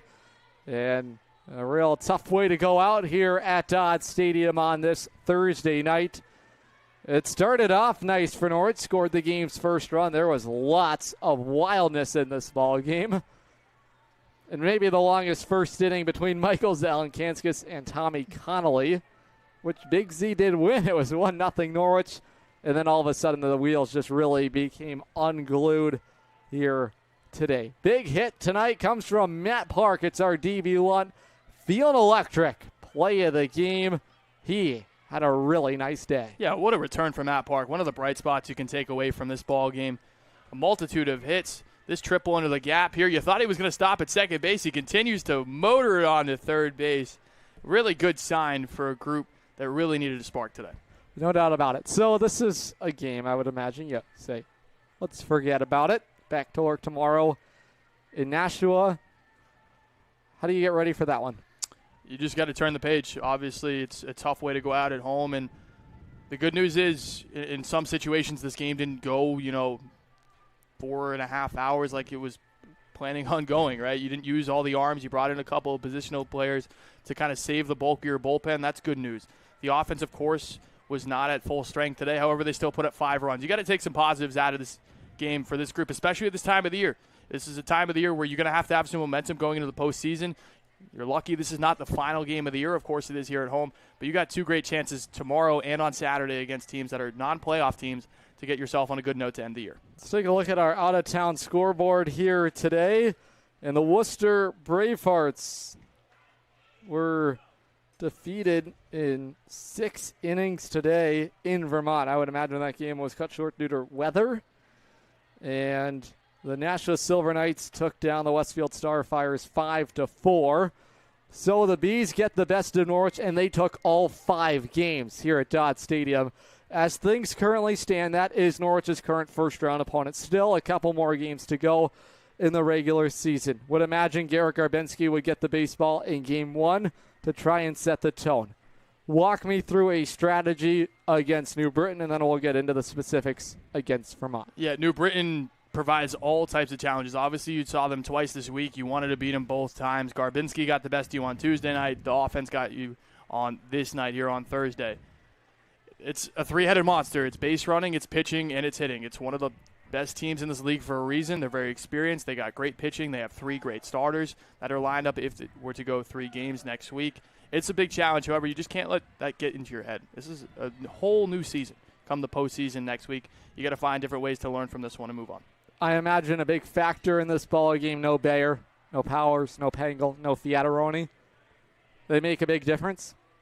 But New Britain could argue no George Slauson, no Miles Githfelt, no Tim Hennig, no problem, right? So how important is depth, especially in the postseason, pitching-wise, positionally, because it really feels like over the last couple of summers for Norwich in their championship run, they had the bullets when they really needed it. Yeah, I mean, obviously New Britain's one of the best teams in terms of depth, in terms of pitching, in terms of hitting, like we've mentioned, and relatively even tonight. Obviously, we had 3 of our top guys not in. They had 3 of theirs. So you can't – the argument, I feel like, is not one you It's can a moot make. point? It is a moot point. Unfortunate for both clubs, I guess, if you're New Britain, more so that gives you confidence that you can pretty much throw anybody out there on the field and they're going to perform for you. Great feeling to have during the postseason. But this Norwich team has proved many, many times that they can come back and continue to fight and win ball games from behind. And it might happen. This New Britain team is a good offense. They're going to get ahead in ball games. It's just a matter of what can we do at this point, this group especially, to move on from this one. Roll me back to the third inning, please, because Norwich did show some fight in that inning.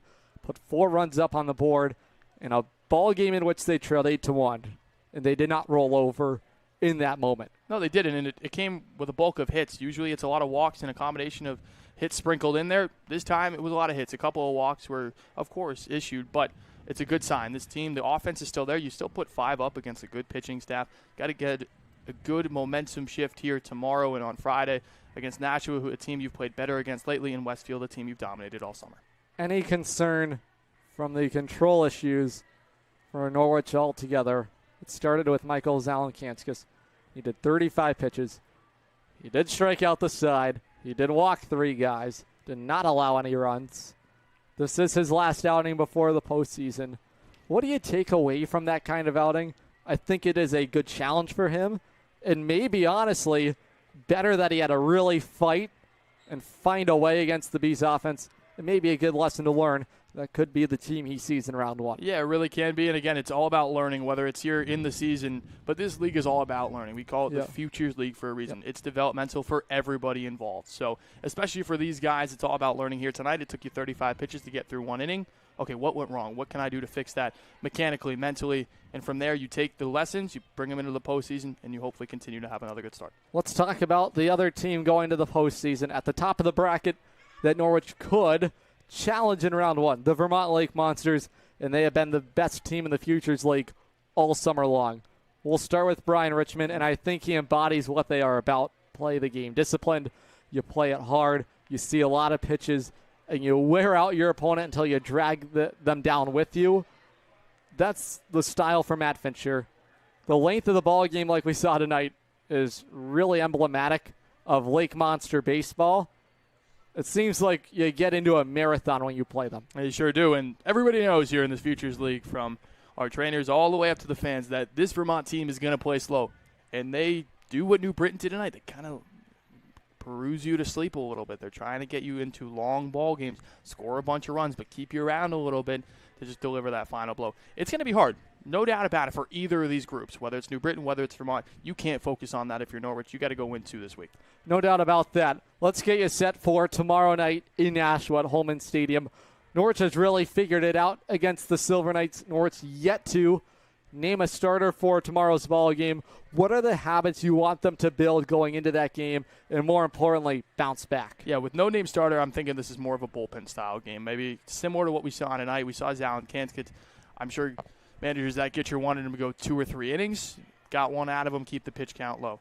For this bullpen, not used a crazy amount with those 2 positional players. They got to be sharp tomorrow night. The offense has got to get back to the more disciplined at-bats, make them longer, and continue to hit the baseball like they have the last couple of weeks. First pitch tomorrow night at Holman Stadium is slated for 6:03 local time. The pregame coverage will get underway at 5:50 from the Gate City. Norwich and Nashua tomorrow night before they wrap up the regular season Saturday night in Westfield. Final numbers tonight, the Bees win it big, 15-5 on a Thursday night and the final time in the regular season. For all of our broadcast production crew, Nick DeRue, our broadcast producer and engineer, Mark Benway, we thank him for what he has done all summer. It's our final time with him. He was a big part of our production here this summer. Jaden Sheriff as well, operating one of our cameras. Our team reporter, Logan Rundy. My color partner not on screen right now, Mike Neville. I'm Adam Player saying so long and good night.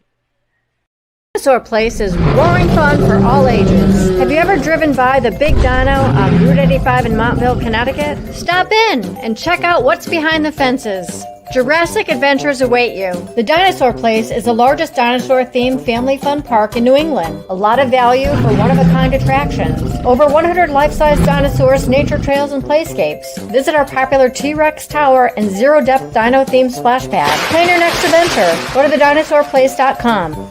Looking for the perfect shed? Come to SCR Structures and Sheds in North Franklin. Whether you're buying or renting to own, we've got you covered